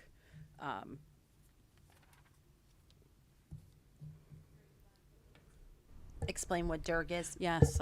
Sorry. Sure. There's a lot of acronyms in this world. It's a district reference group. So in other words, we are grouped with other towns that have our same socioeconomic status. And so that's what we compare ourselves to when we're looking at our scores and how we relate to towns that are similar to us.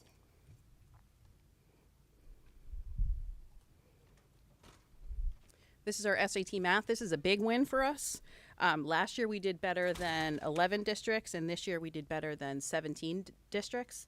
So we are approaching the top of our DIRG for our SAT math, which is a really, really nice, positive things to see. This is another one that is really, really nice to see. This is our NGSS, which is our science assessment, our state science assessment.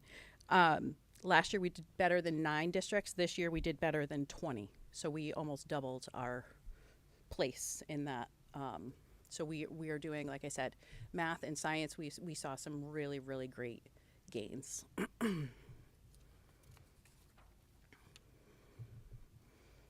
This gives you an idea of where we are in relation to the state of Connecticut overall. So in that first column, if you look down, that's our Smarter Balanced Math, the percentage that's at or above proficiency. So you can see that top column is where the state of Connecticut lands. Below that is where we land as a district, and then our 2 schools below that. So we're still substantially above the state average. The middle column is Smarter Balanced Reading. So the state of Connecticut is 48.5. Our overall district is 53%, WIS at 49, and CMS at 58, which is very good.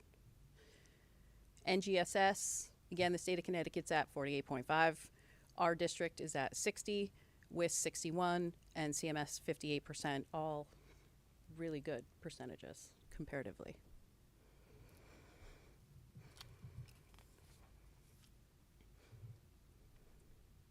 This is SAT. So the state is at, this is SAT.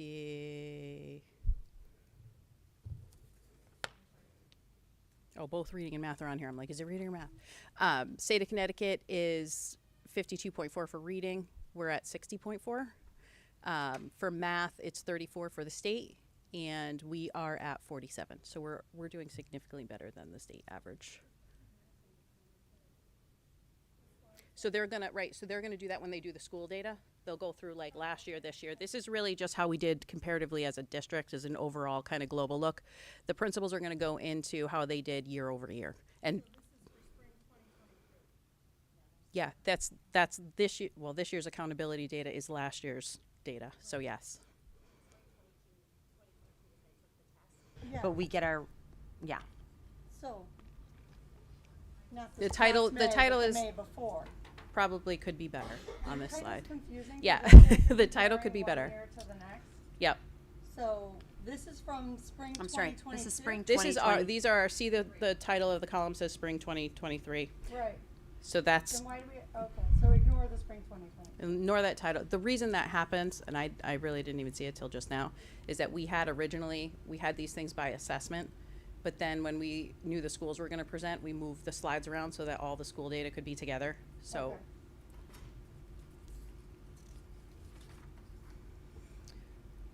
Okay, so this is what we call our report card. I went through last year with you what each of these indicators are.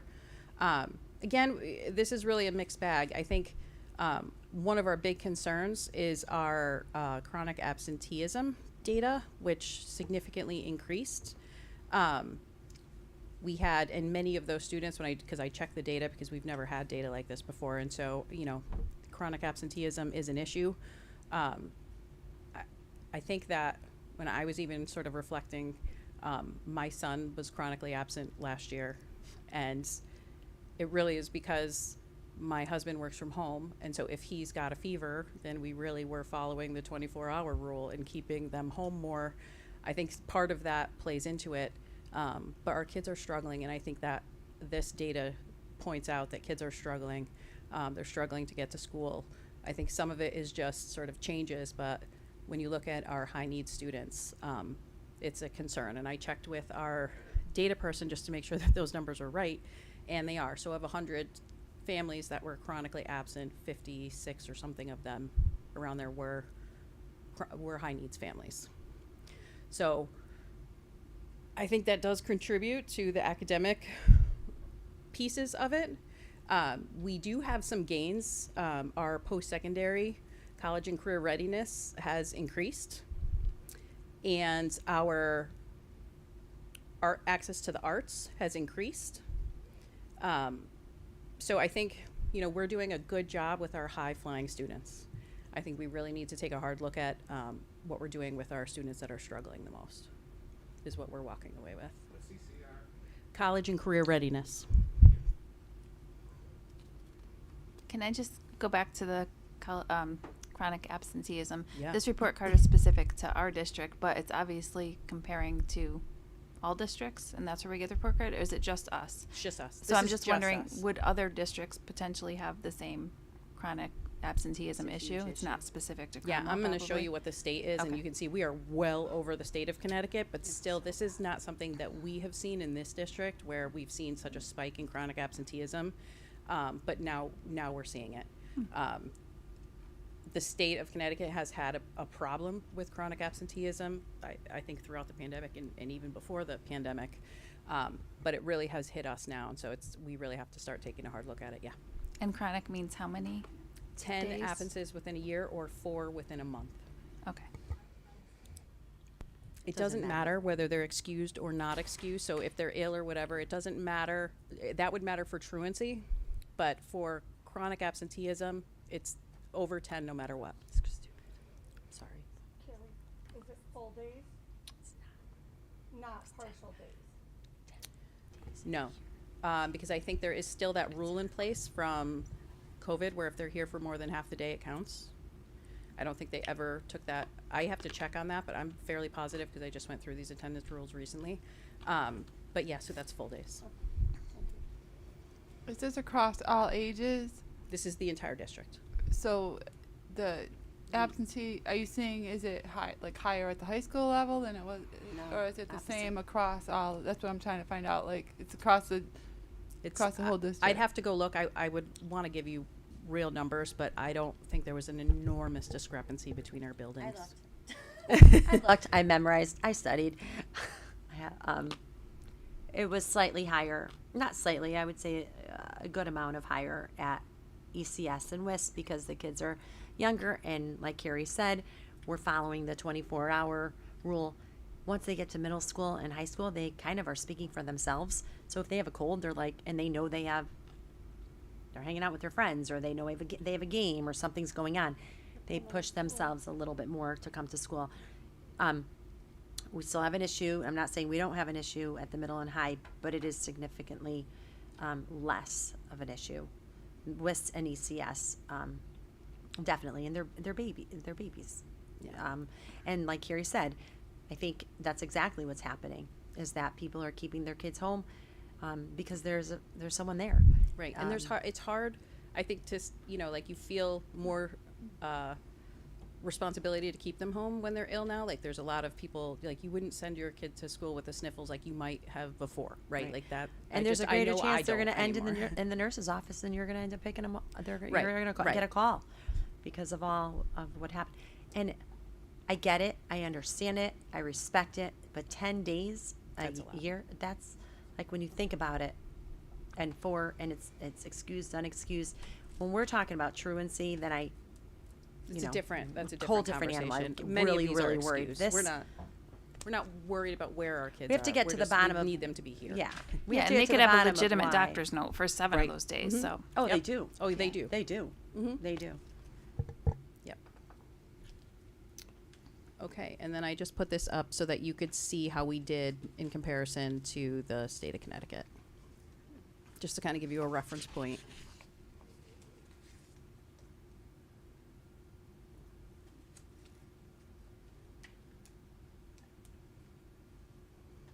You guys have questions about this?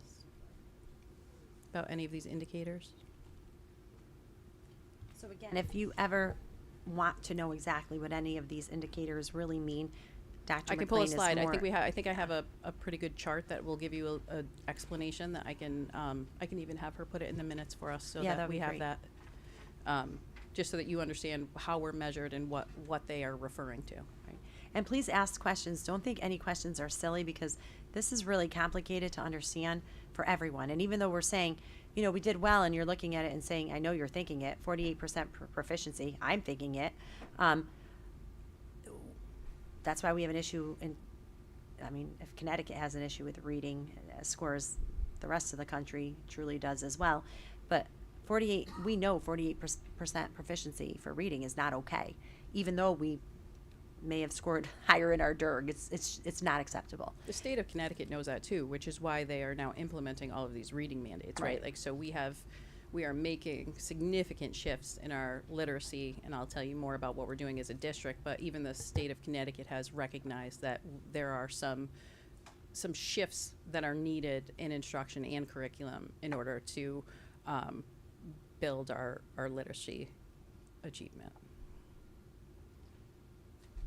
Okay, so we're gonna start with ECS, and I'm gonna have the principals come up and do their individual data.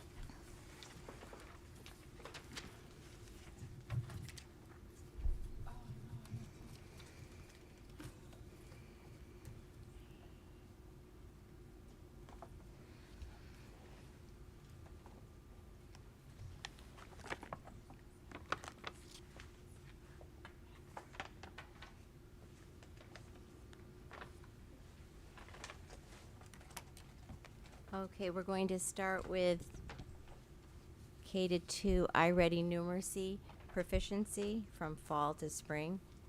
And as you can see, for ECS, the overall was up by 46, almost 47%. Kindergarten, almost 50%. Grade 1, 51, almost 52. And grade 2, 38.4.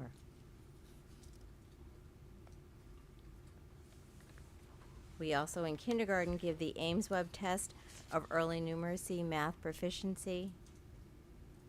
That covers oral counting measures, number identification, quantity discrimination measures, missing number measures, and as you can see in the third column, in the spring, because we give it in fall, winter, and spring, our numbers progressed right along. I think the numbers speak for themselves. Again, in kindergarten, this is a shot of the growth given in the fall, in the winter, in the spring again. And if you look in the last column of the average growth, you can see that we're in the plus of all.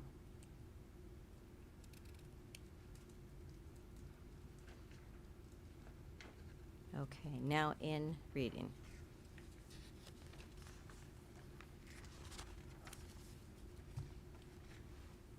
So we give the DIBBLES, which is the Dynamic Indicators of Basic Early Literacy Skills assessment, and it covers letter naming fluency, phoneme segmentation fluency, nonsense word fluency, and that's where all those acronyms are down at the bottom.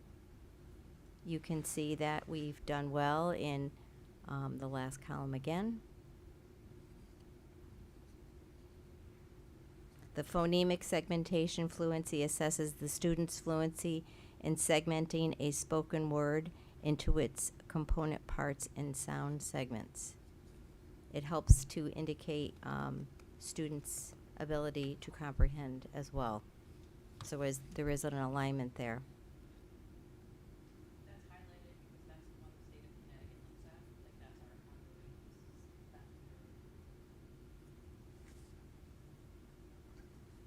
Here's our DIBBLES proficiency in the winter and the spring.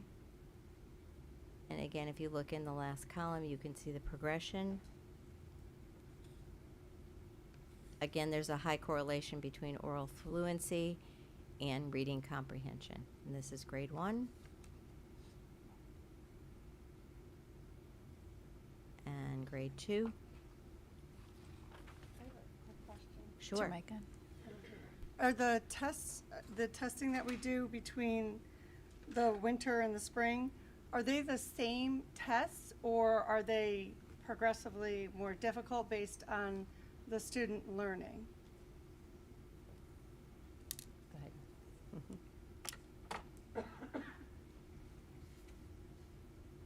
Hi, everyone. The question was, are they the same test? It's a different version of the test. But it's similar level of testing?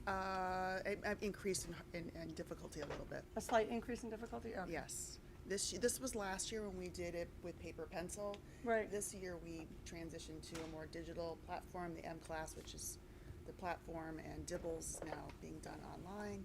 The teachers we had some great fall data, which I'll share with you hopefully soon. But yes, it does get harder. Okay.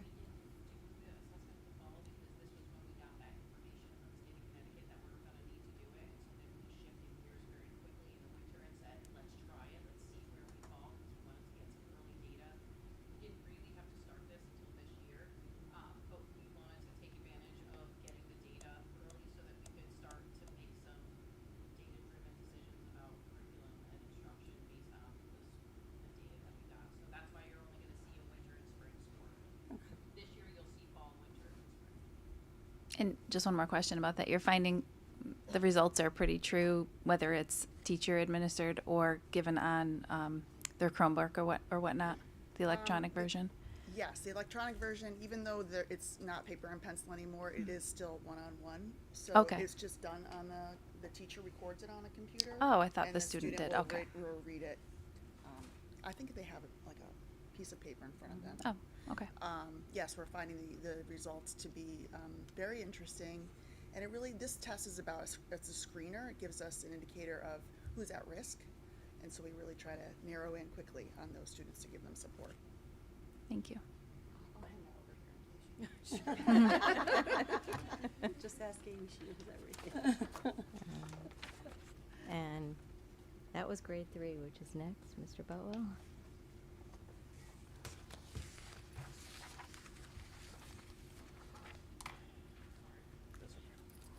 I'm pleased to say that we crushed the oral reading fluency at Woodside in grade 3, increasing by 40 percentage points from winter to spring.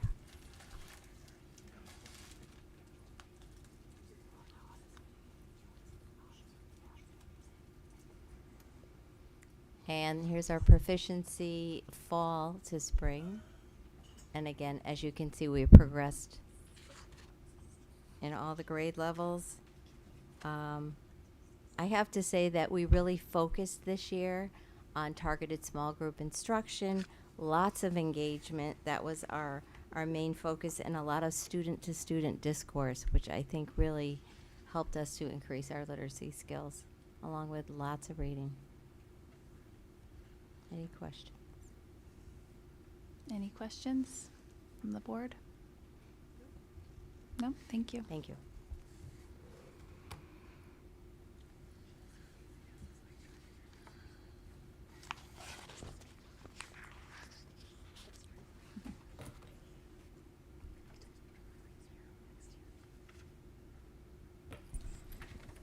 Okay, Woodside. So we'll start with math data. I'm just going to slide over here a little so I can see better. So this first slide is comparing our, the SBA stands for the SBAC, the Smarter Balance Assessment, which begins in 3rd grade and runs up through 8th grade. This first slide compares our results from the spring of 2022 to this previous spring of 2023. So as you can see, overall as a school, the row that says WIS, a decline of about 2.5%, and then you can see the breakdowns by grade level. So 3 and 4 down about 5%, and then grade 5 actually up 3 percentage points. Again, these are not the same groups of kids, so just a comparison from year to year. We'll look at the cohort data next. So this, if you follow the color bands diagonally, you can see the same groups of students over time, how they progress. So starting in the upper left, when students were 3rd graders in, I think that says 2020, 21. If you follow those light gray boxes diagonally, you can see how they their scores over time. So we did have a dip with that cohort of students, and then similar downward trends for the other grades as well. And this is interesting because we can see up through 6th grade. We have a column that has 6th grade scores. This slide just indicates students' score on the SBAC is put into one of 4 ranges. So a score of 4 is like exceeding, 3 is goal, where we would like to see students. And so you can see grade 3, the average score across grade 3 is just above what they need to be at the level 3, which is where we'd like them to be. So that's the average score. And then similar for grade 4, and then grade 5 just below that threshold. So on the average, doing great, which tells us that we have kids at, sort of at a lot of kids in the middle that are very close, and there's a few kids on the average with the higher scores that are bringing it up. But we'd like to do better. Quick. Yep. What do you attribute the dips to? I mean, honestly, a couple things. I mean, I think, of course, everyone wants to talk about the long-term effects of COVID. That could be a factor. For us, one of our struggles at Woodside is student engagement with the test.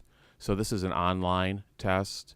And so one of the struggles is you can't really monitor how hard a student is working, on the test. They're working through the questions, but they also have the ability to just click through things if they don't necessarily want to apply themselves to those questions. So in addition to, our approach this year is sort of twofold as we think about the test, which happens in the spring, is number one, we're thinking about instruction. So we're breaking apart our daily instruction into components of what we want to differentiate the best that we can for all of our students, giving them the support that they need, making sure that students who have intervention needs, their needs are being addressed through our reading and math intervention, and making sure that's just basically instruction is solid across the grade levels. But the second part is an engagement piece for students in terms of when they're actually taking the test in the spring.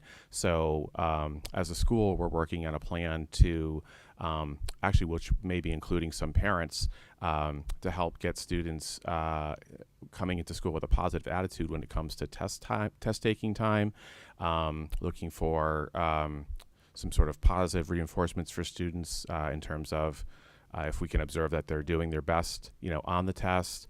And then we're also investigating, looking at our testing are testing like blocks of time and deciding if we want to like shorten those or make them more frequent and get them over with or what.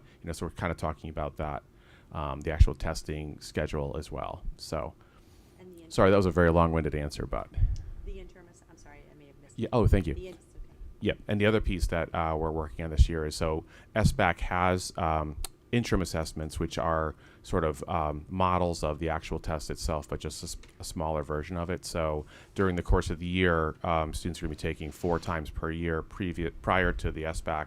They're going to be taking tests that are very similar to what the SBAC would look like, which is connected directly to the instruction they just had. And that's going to give us a good indicator of how they're going to perform ahead of time.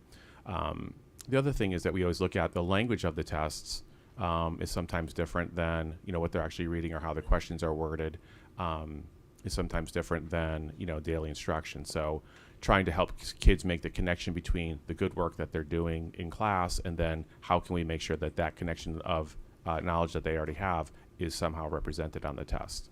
So when they read the questions, like, oh, this is what they're asking me. Aside from I'm student, sorry. I'm sorry. Go I ahead. don't like to make excuses. Mr. Butwell knows that. Poor Mr. Butwell. But I don't either. No, So- he does. He did. In fairness, WIS did have 11 substitutes. Was it 11? Oh, it was only 8. It was only 8. Oh, sorry, 8. Yeah. It's a lot of teachers out on FMLA. We had a bit of a baby boom last year, so. And that makes a difference when it's an experienced teacher versus someone who is subbing. But we accept responsibility. The data doesn't lie, and we're working on it. And Mr. Butwell is going to dress up as the Falcon. Is it the Falcon? It's a hawk, Oh, the Dr. hawk. You're the McAfee. hawk. His name is Hawkeye. For our pep rally. Yep. Yes, he is. Oh, yes, he is. It works. We're having a pep rally. You'll never see us in the same place at the same time. So. Okay. Did I answer your question? Okay. Thank you. Can I just add on to that question Of course. quickly? So aside from students being disinterested in taking the test, which I'm sure is in every district, I would think at this age, but can't we look and see, I know in the past we have like which specific areas of math that most of the kids struggled with, so that we can see if there's, oh, you're anxious. You're anxious to come up here. I think Julie wants to say something. Okay. These wonderful curriculum people actually know what they're talking about. Sure. So I could speak to that a little bit because we're Julie, just seeing. introduce yourself. So, because you're. Thanks. Julie Shepard, pre-K through 12 curriculum supervisor for numeracy. So across the district, grades 3 through 8 for Smarter Balance, we're really looking at 3 different areas: concepts and procedures, which that's the area that we're scoring the highest in. Can you just adjust your mic? Some people Sure. can't hear you very well. Sorry. Thank you. So Smarter Balance is looking really at 3 areas: the concepts and procedures that students are understanding and being able to apply. And that's the area that is our strength for grades 3 through 8.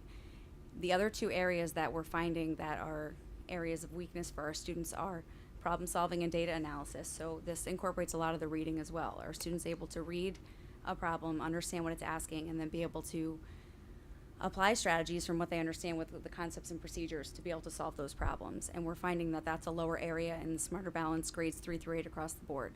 The other piece of that is the communicating reasoning. So students are expected to really justify and explain their thinking. This all comes into the math practices. So we're finding this not only for Smarter Balance, but we're also finding this for PSAT and SAT, which breaks it down into a couple different areas. So what we're doing to address that, which has a lot to do with the reading and understanding, and then the writing piece, is that we are implementing grades 3 through 12, a collaborative problem solving station in the classrooms, where students are provided with rigorous real world problems that they have to read, understand, collaborate around, have that student to student discourse, and then be able to come up with strategies to solve, not only solve and explain their thinking orally to one another, but also in writing. So those are really the 2 areas that are holding us back the most on these assessments, is the problem solving and the communicating reasoning. Great. Thank you. You're welcome.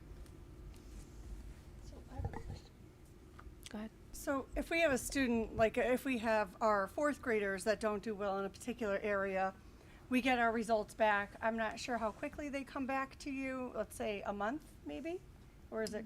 Like a year, right?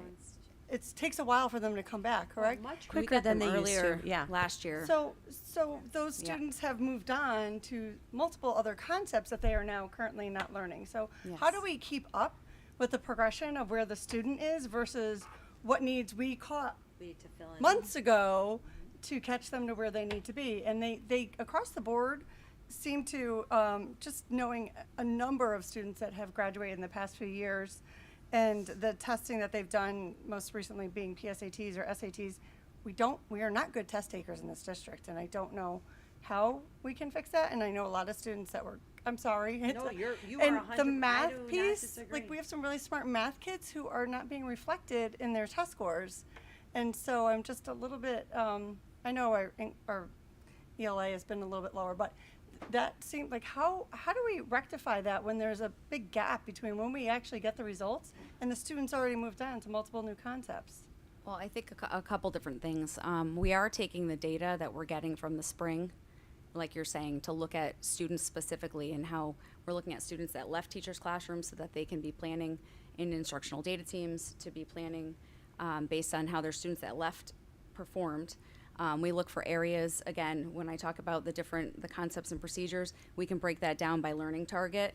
And those range from like target A through J in Smarter Balance. So we can look at those, and all those targets correlate to standards.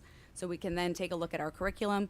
We can see if there's gaps in the program that we're using. Right now for K through 5, we use the Bridges program. As Carrie mentioned before, a program is not necessarily our curriculum. So if we see pieces in a program that we need to fill gaps, we can do that. So we will look at the data in that way.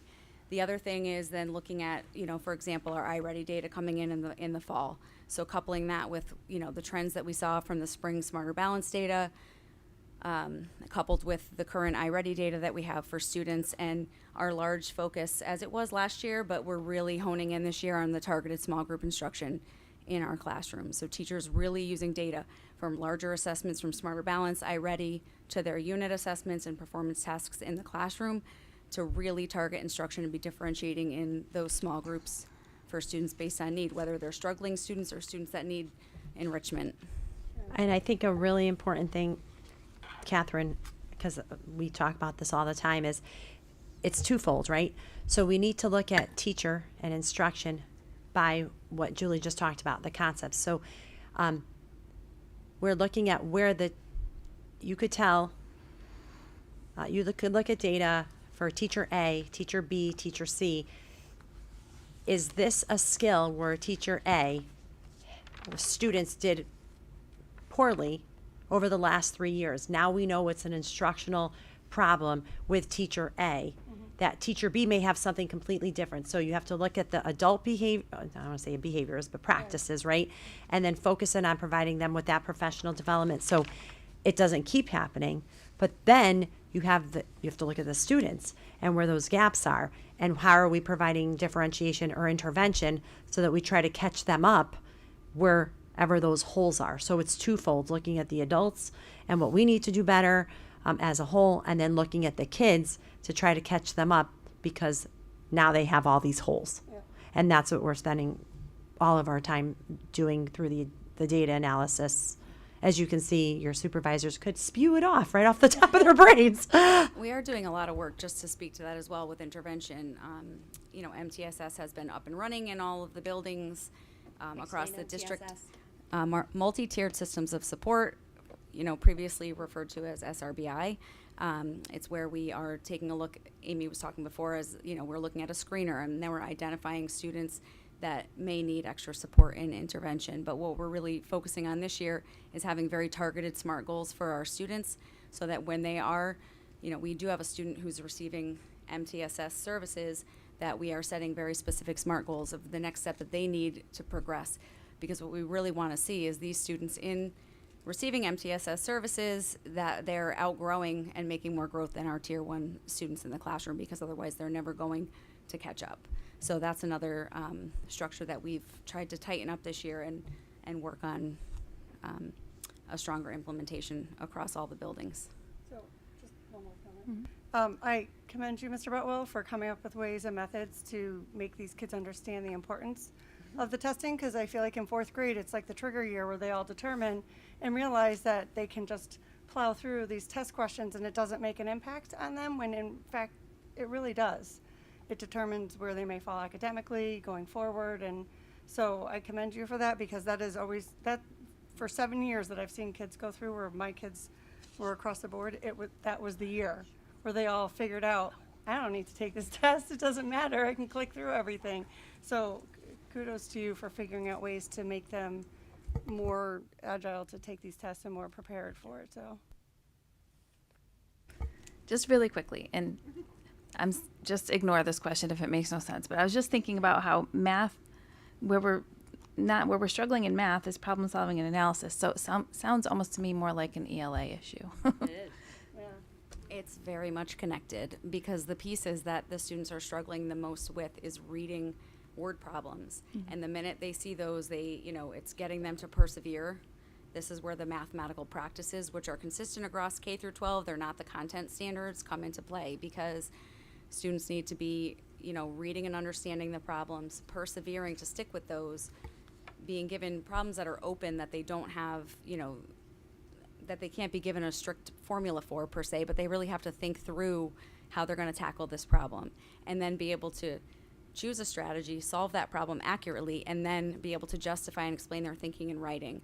And those are the pieces that are the most rigorous on the assessment, and that's where our students are falling down the most. We did do a lot of professional development last year across all schools for close reading in all the content areas. So the 4 core science, social studies, math, and ELA all got some professional development on how to do close reading in those specific content areas because that is definitely a struggle in our math classrooms. Okay, thank you. Yes, Alicia. Just a question of how do we use our high school students to help some of our younger students address? I'm my high school daughter helps my middle school age son, and he is much more comfortable asking her questions than he would ever be saying to his teacher. I just don't get it. And I know she's tutored a lot of other kids when it comes to that. And I just wonder if we're using the resources that we have, some of our super performing high school students who maybe want to be teachers, to provide some tutoring or some extra support to kids who may be more comfortable getting help from an older student. There's so many pieces to this. So just recently, we've started building an education pathway at the high school, and so we have gotten a grant recently. On the field trip today. Yep.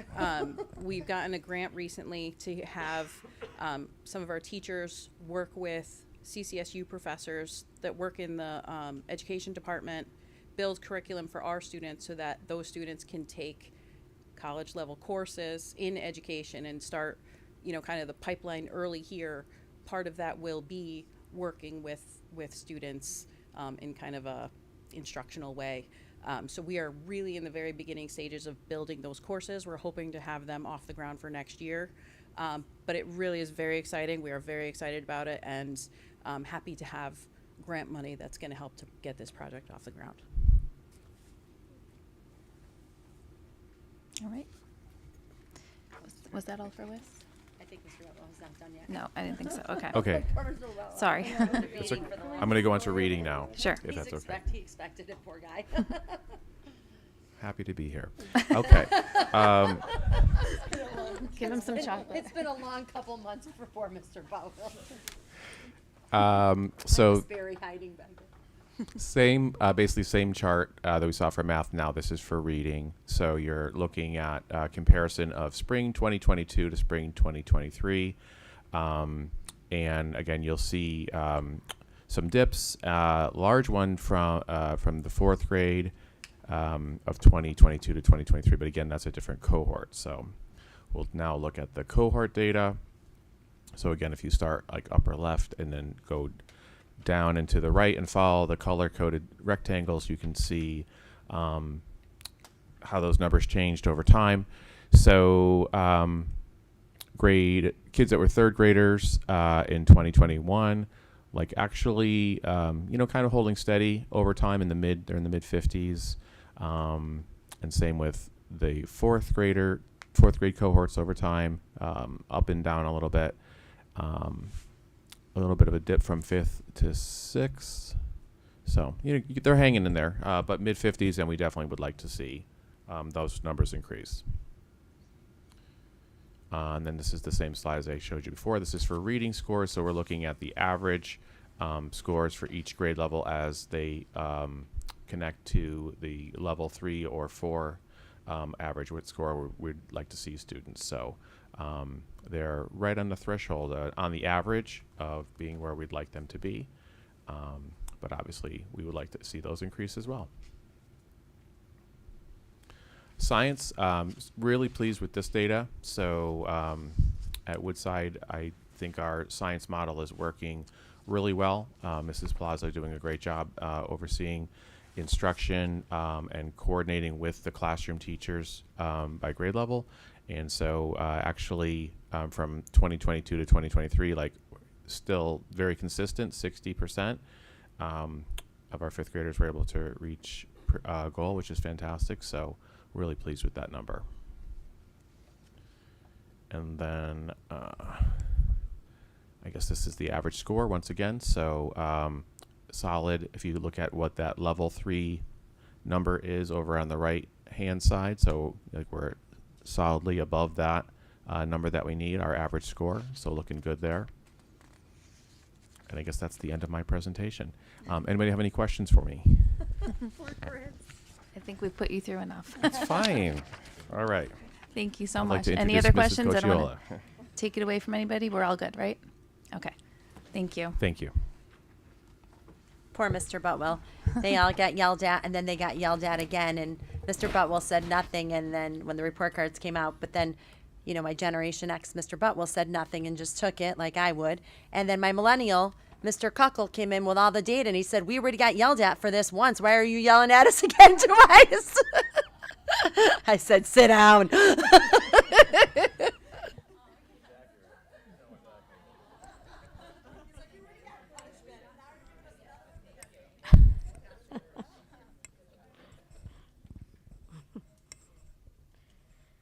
Okay, so here comes the middle school. All right. I have to say we had some very happy things and we had some trials. So I'm going to go over that data with you now. Is this clicker's for me, right? Okay, thank you. Thank you. All right. First, we'll begin with our math data. As you can see, and again, this is not cohort data. This is just from year to year. We definitely had some growth, and some where we stayed the same and some where we lost a little traction. So, and in a little bit, I'll certainly go over some of those things we've implemented to address some of these dips. And here is the math cohort data. You can see as everyone else's, you follow the color coded and it shows you from years to years. So we've had some where we've definitely lost a little traction, but we've had a year where we've picked up some. So again, we're addressing all that, and I'll go into that in a minute. Any questions on this cohort data? Okay. Oh, sure. On the 3 to 5 data, you saw that 6th grade year in there. So whenever there's a switch in buildings or a transition in buildings, we tend to see a little bit of a dip. But then you can see it picks right back up here in middle school. So that was really nice to see with that. Yes. Okay. Let me move on to the next. Okay, so overall for our math, when you look at our scores, and this is for our SBAC, you see that basically within grade 6 and 7, we fall within that developing, that level 2, and then you can see within the grade 8, we're hanging in at that proficient. So we're also looking at, and Julie and Carrie can attest to this, we're shifting over to using Desmos within our math program, so we're definitely looking at to see more things addressed. Also, within our math, we've implemented this year interdisciplinary writing courses for all of our content areas. And within the math, we're addressing that problem solving, which always tends to be on the sometimes the lower sides of our scores.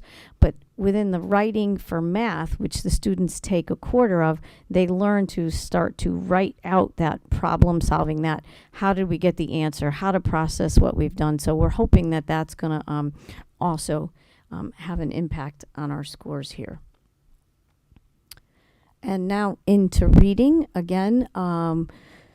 We've seen some gains. We're happy about that. We took a dip in seventh grade rather, and we're taking a look at that data to see where we took that dip. And it was looking at the informational literacy. That's your nonfiction.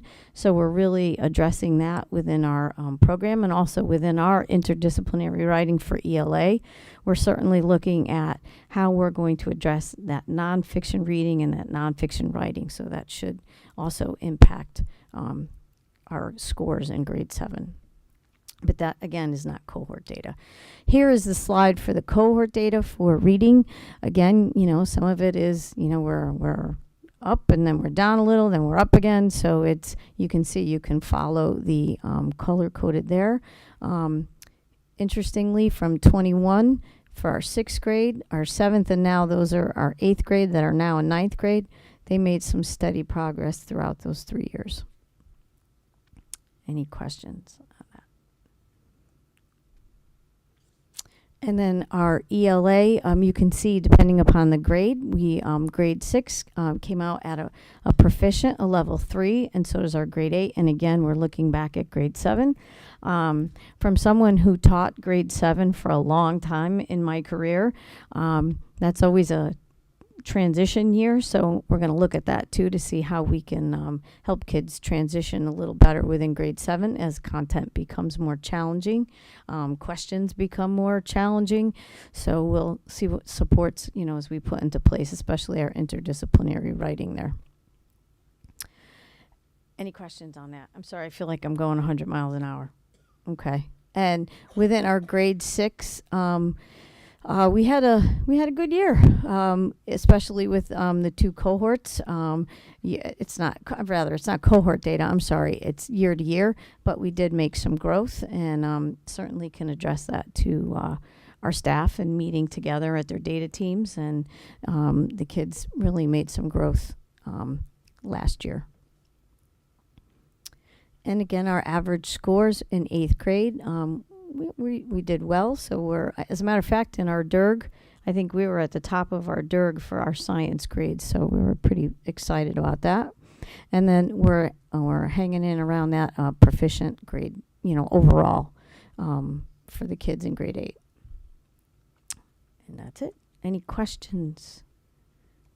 I also just wanted to let you know some of the other pieces that we're looking at this year, very similar to my colleagues, breaking down that iReady data, taking a look at the claims in our SBAC to see what we can focus on, using those interim assessments and aligning those, creating those questions within our exit slips, our do nows, so the kids aren't shocked when they see those same sort of questions on the SBAC. I mean, you're teaching that skill all year, and if you ask it a different way, they're going to go, we didn't learn this. And it's like, yes, you did. You just don't recognize it because it was asked in a different way. So if we stay consistent in our questioning, that could help. And finally, we also have implemented, again, our ListenWise program, which helps kids, especially within that SBAC claim of the listening, being able to listen, take notes, summarize what you're hearing, and because there is a piece of that within the SBAC as well. So we have a lot of good things in place, and of course attribute our growth to our Read 180 and our Math 180 at our middle school to help with our Tier 2 kids. So we're definitely looking forward to growth for next year, or this year. No, next year, 24. Thank you. Thank you. All right, high school, grades 9 through 11. So here we have SAT scores, 2022 to 23. Again, same thing that you've heard up here. These are not cohorted up. These are simply so you can see our progress. So reading, slight decrease. In math, we had a 2.5% increase. And as you saw earlier in the terms of the DIRG, sitting in a pretty good spot, in a good position, to keep moving and making good progress with math. And reading, hopefully, we're able to turn around with a lot of the different things that we'll be doing at the high school, are doing and will be doing. PSAT overall proficiency fall 22 to fall 23. Again, just another way for you to look at the data, not cohorted up. Grade 10, you see a pretty significant dip there of the 12%. overtime. But again, I think a lot of what you've heard so far in this presentation is just continued up at the high school in terms of the things, the interventions that we're using as well. Math proficiency, so same thing at grade 10 area, 14% dip, in terms of our PSAT. So again, just in case you don't know, we have 1 day a year, and that's what this data is from. Our grade 9, 10, and 11 students take the PSATs in October. And then our juniors take the SATs the following spring. And so this PSAT data, essentially we use and we link it up to help them improve their proficiency and ability. Overall reading proficiency, fall 22 to fall 23. Again, less of a dip that you're seeing here in terms of what our students are doing on the PSATs. And here you have it cohorted up for you so you can see, this is better data for us, showing us over time how our students are progressing. So you'll notice the grade 9 group, obviously not going in the right direction. All of our groups really all going in the wrong direction there. So again, the hope is obviously with what we have planned in place that we'll be able to address this properly and appropriately. I will say though, when you get to the SATs, these numbers don't necessarily jive up because our proficiency is much better on the SATs than you see on the PSAT for that junior cohort as they go up there. But again, this is the tune-up for kids getting prepared for the SATs. NGSS data, again, I would say district-wide we did well. As a school, we still want to see obviously our scores improve, but overall, again, with our DIRG, we were in a pretty good spot. And then same thing with our NGSS too, it gives us very specific feedback. So we have areas that we know that we have to target instructionally. So some of our areas of weakness, we know are areas in our curriculum that we have these gaps that we're trying to fill in, in order to obviously improve and boost our scores. AP data, the two tables that you're going to have or that you have access to now, probably difficult in terms of what they actually tell you. Overall, we scored essentially above the state, above the national average, with our scores in all but 3 of our tests, AP different subject matter tests. As you recall from our last board meeting, and I know we have 2 new members, but we did get a bronze medal of distinction based on our seniors and how they did, and overall as a school how we did in terms of our performance on our AP scores. So overall, we are happy with the progress that we're making here. Very happy with the progress that we're making with our AP curriculum and AP scores. And again, it's deceiving because with some of them you look at it and you'll say, oh wow, that's 5 is the best number you can get. 4, 3 and above gets you essentially college credit for the most part with that class. On some of those you might see lower averages, but overall they are just very difficult tests as well when you compare it to national average and what kids are scoring nationally. All right. Yes, Catherine.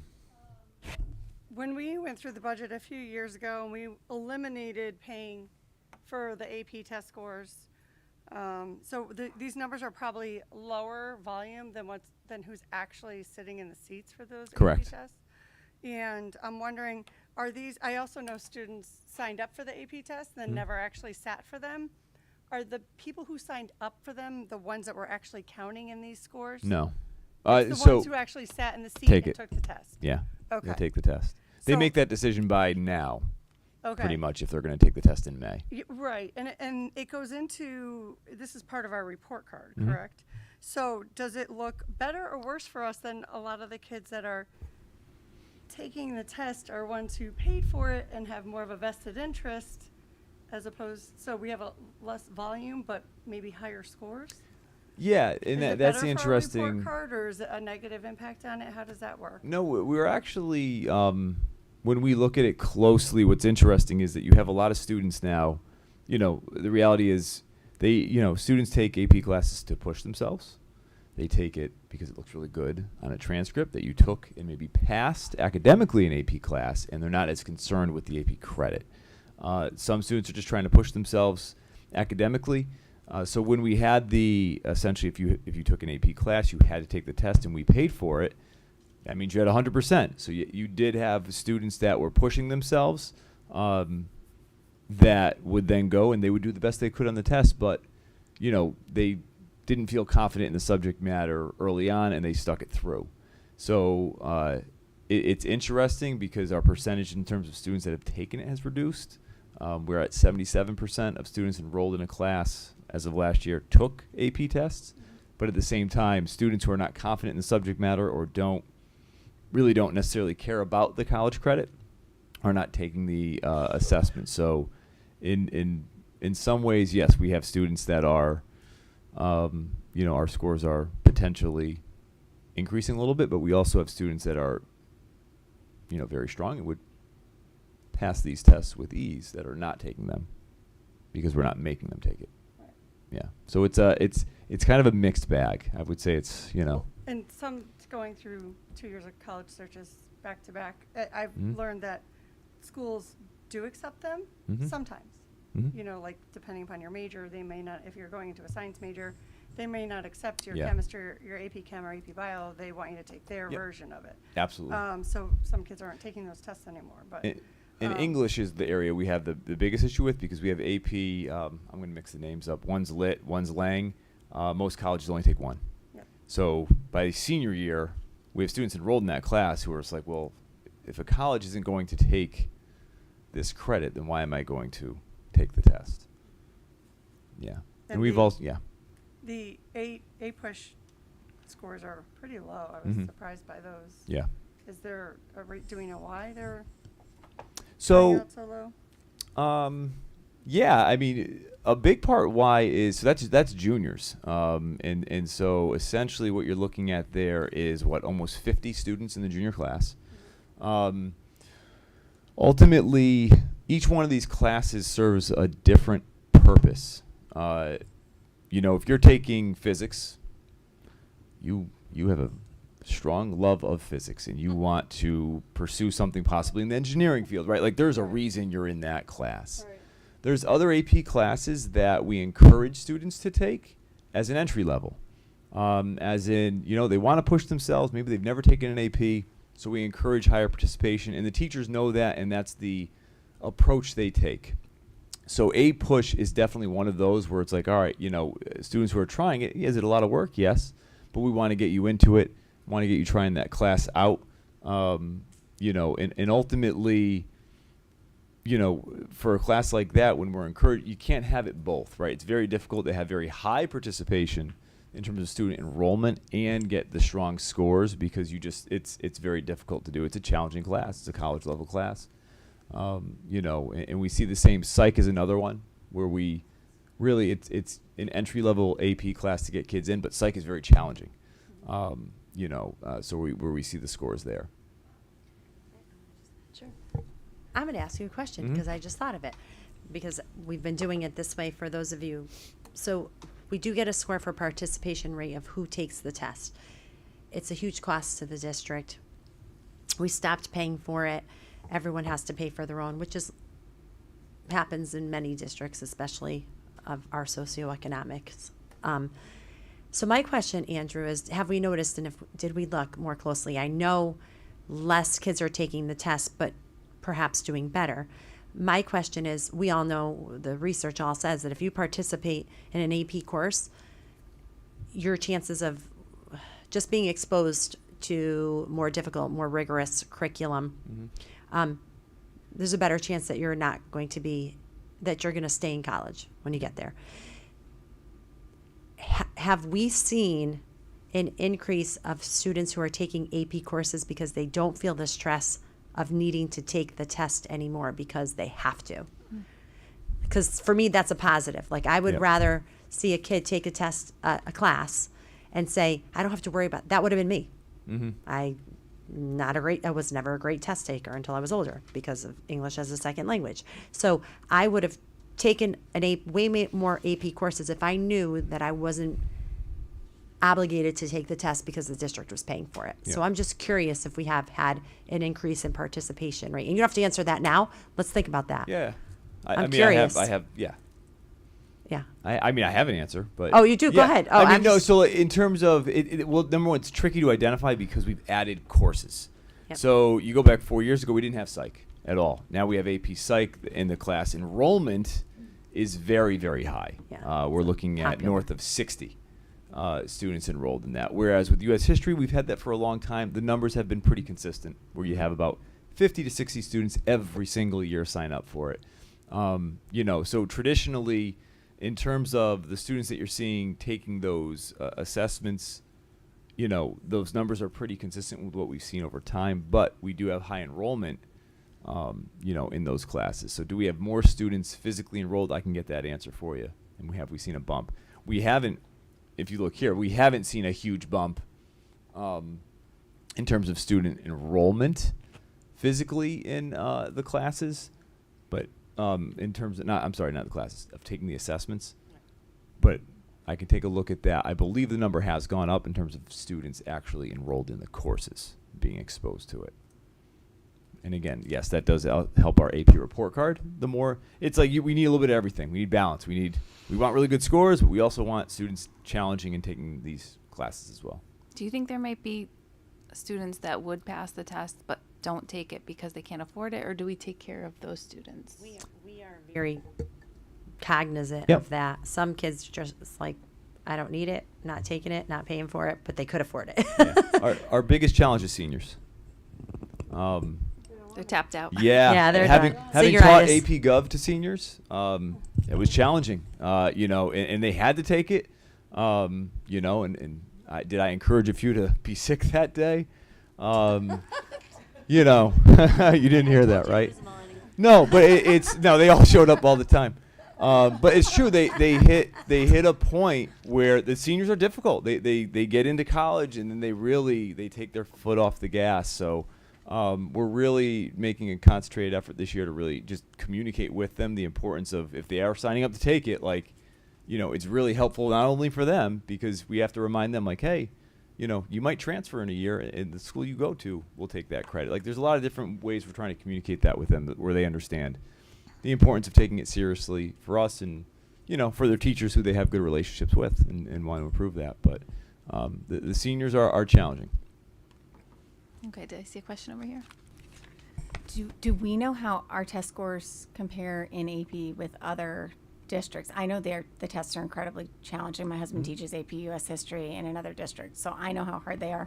But my kids have taken lots of AP classes in Cromwell, and I appreciate the opportunity that they have to do it. But I know they dread that test. It's awful. But I imagine kids from all other districts also dread the test, so I just wonder how we compare. Gotcha.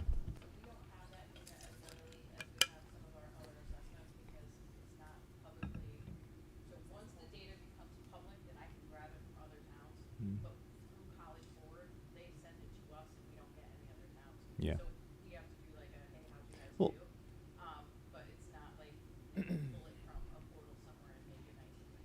and that's where the report card for us is a value. So the fact that we got the bronze medal for us is significant because it shows us all right, we're hitting these markers that they've set in terms of number of students who've passed and taken a 3. Number of students. It's late.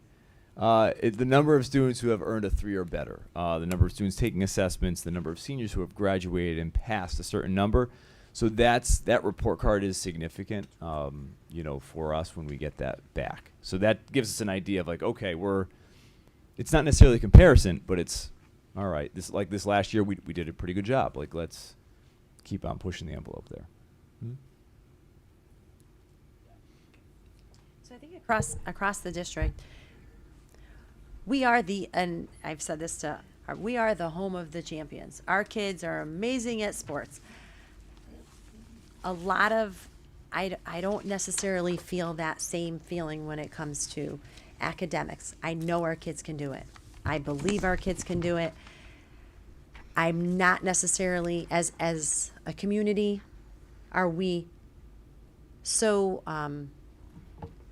committed to improving these scores together. So, because it takes everybody, it takes teachers, it takes students being motivated, it takes families, it makes all of us work together harder. And people ask me, why does Rocky Hill, I get this question a lot, because they have that. Like, they put a heavy emphasis on how students perform on academic testing. And if we don't value it as a community, it won't change. However, I will never, if I have a student who is struggling socially and emotionally, and this is causing them stress and anxiety, I can care less about the test. Doesn't matter to me whatsoever. Do I think that we have a lot of kids that can do a lot better? 100% without a doubt. Are we pushing our kids to, I don't want to push them to the breaking point, but to their full potential? I've been here, this is my 5th year, and my answer is no. Granted, we had COVID, which put a huge, kibosh on a lot of things that we were going. And last year was our really first year back with a lot of angst. This is our real first year back. So with a lot of these changes and people accepting and reflecting, and as the adults looking at it and saying, yeah, we have a lot of changes that we have to make. I do think that we're going to see that, but anything we can do as a community to try to promote the academic components just as much as the athletic components means something. So one of the best things that I've done is gone into classrooms at the high school. I don't do it with the little ones. And I motivate them and I say, kids at Rocky Hill are doing better than you are in this class. And the kids are like, what are you talking about? They hate it. I'm like, you may be beating them in basketball or everything, but you're not beating them on this test. What are you going to do about it? It works like a charm, and I'll keep doing it. And their response has actually been pretty funny and positive. I'll do whatever it takes. But I think as a community, we really do have to stress the importance, because it is a reflection of us. And I know our kids can do it. I'm positive. And I don't believe that the teachers are so much better next door or anywhere else. So we need to, that's a mind shift, and we're working on that. And that's where we can all really help each other and work toward. Okay, so I'm just going to go over quickly what our strategies are. You've heard some of these. Our number one strategy right now is targeted small group instruction, because our data is telling us that we do a really excellent job with our high flyers. Our students that need some extra support need to be our focus, and we have much more of that than we've ever had. So pulling students into a small group and providing them what they need based on data that we're seeing is something that we're really working with teachers on. It's a big instructional shift in some cases, and so last year we saw teachers attempting to do this. When we went to rounds, we saw a lot more of it. So I think it's becoming a primary instructional strategy, which is what we're looking to do. Vocabulary consistently comes up in our data as a weakness. This seems like low-hanging fruit to me. So we have taken a really hard look at our vocabulary programs, and we have made some adjustments in curriculum and focus in vocabulary. We talked about close reading strategies across the content areas, because we're seeing similar issues in math even as we are in reading in terms of those literacy strategies. Julie talked about the collaborative problem-solving stations in the classrooms. Again, the strategic test prep is another, I think, low-hanging fruit. The issue with the Smarter Balance is that the questions are worded in a very unique way, and sometimes it doesn't always capture the level of comprehension that we see on other things. And so practice with the types of questions, I think, will be really helpful. And so we haven't done as much of that, but now we are making a concerted effort to make sure that students get access to those practice assessments. Our MTSS process, again, that's our SRBI process. We are really taking a hard look at that with targeted goals, standards aligned, and providing data, and have really tried to focus in on our MTSS process. At the middle school, actually, our Read and Math 180 is showing that we are really making growth with those students. But outside of that, data is showing us that we need to take a look at what that process looks like. Over the summer, we spent a lot of time putting together a very comprehensive literacy plan. Literacy is our weakness. We need to really focus in on literacy strategies, on rigor in terms of what we're exposing students to. I think whenever you adopt that workshop model that we had, there's leveled reading groups that I don't necessarily think are the best option for our students. If they're not exposed to grade level material, they're not going to learn grade level material. So we've really switched our instruction in that way. The last thing that we did is we have identified 50 students in each building. And these students are necessarily our MTSS students. Those students are getting services. We're doing a great job with our high flyers. It's those yellow kids that are just under that we really found is where we need to spend our time. Like if you saw those averages, sometimes we saw a decrease, but our averages are still within that 3. That tells me that the kids that are not there are almost there. So every building has identified 50 students that we are calling our priority students that are really going to get a lot of attention. We review their data monthly. We take a look at our instructional practices. Teachers are tracking data on them. They're, providing that targeted small group instruction in class. So we're just giving those students a little bit more TLC, and those are our almost there kids, like really, really, really close kids. And we think that if we can get those 50 kids in each building proficient, we're going to see a giant shift. So those are our strategies, kind of big picture strategies. Do you guys have questions? Any questions? Alan? You said you've identified 50. How much crossover is that with that? Previously, we were talking about attendance issues. How much of a crossover is there between those 50 and those 50? I think that I can't give you an exact number. Mm-hmm. Our high needs kids tend to be our students that struggle a little bit more than those 50 kids that we're looking at. That's a generalization. I can't say to you, I'd have to look to see what the demographics are of the 50 students that we're looking at. I don't think there is as much crossover as there would be in our MTSS group.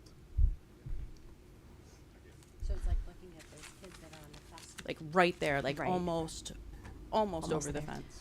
Because our students with special needs or our high need are getting services in so many other areas, and we noticed this group of students that are like just Just few, under the radar just and under the don't radar, and we've get been services. missing them. So the stuff that we're doing with our students with special needs, and we're doing a lot of that same stuff with these kids, like reaching out to families, making sure we're building relationships. So who's checking in? It's not just getting them ready for a test, but it's building a relationship with them and their families.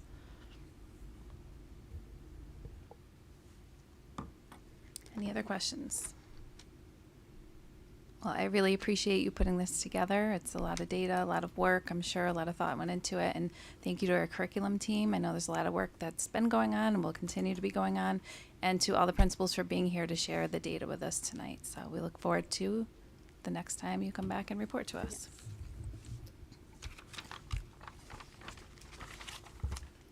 All right, moving on to approval of our minutes and motions from the October 10th meeting. Reference H. Is there a motion to approve? Motion. You were here at that. Yep, you ran that meeting. Okay. Is there a second? Alan? I'll abstain. I was not there. And Kelly will abstain. Stephen and Alicia will obviously abstain. So, all three in favor? Opposed? Abstention? We did the abstentions. Okay, motion carries. The minutes are approved. Stipend approval, reference I.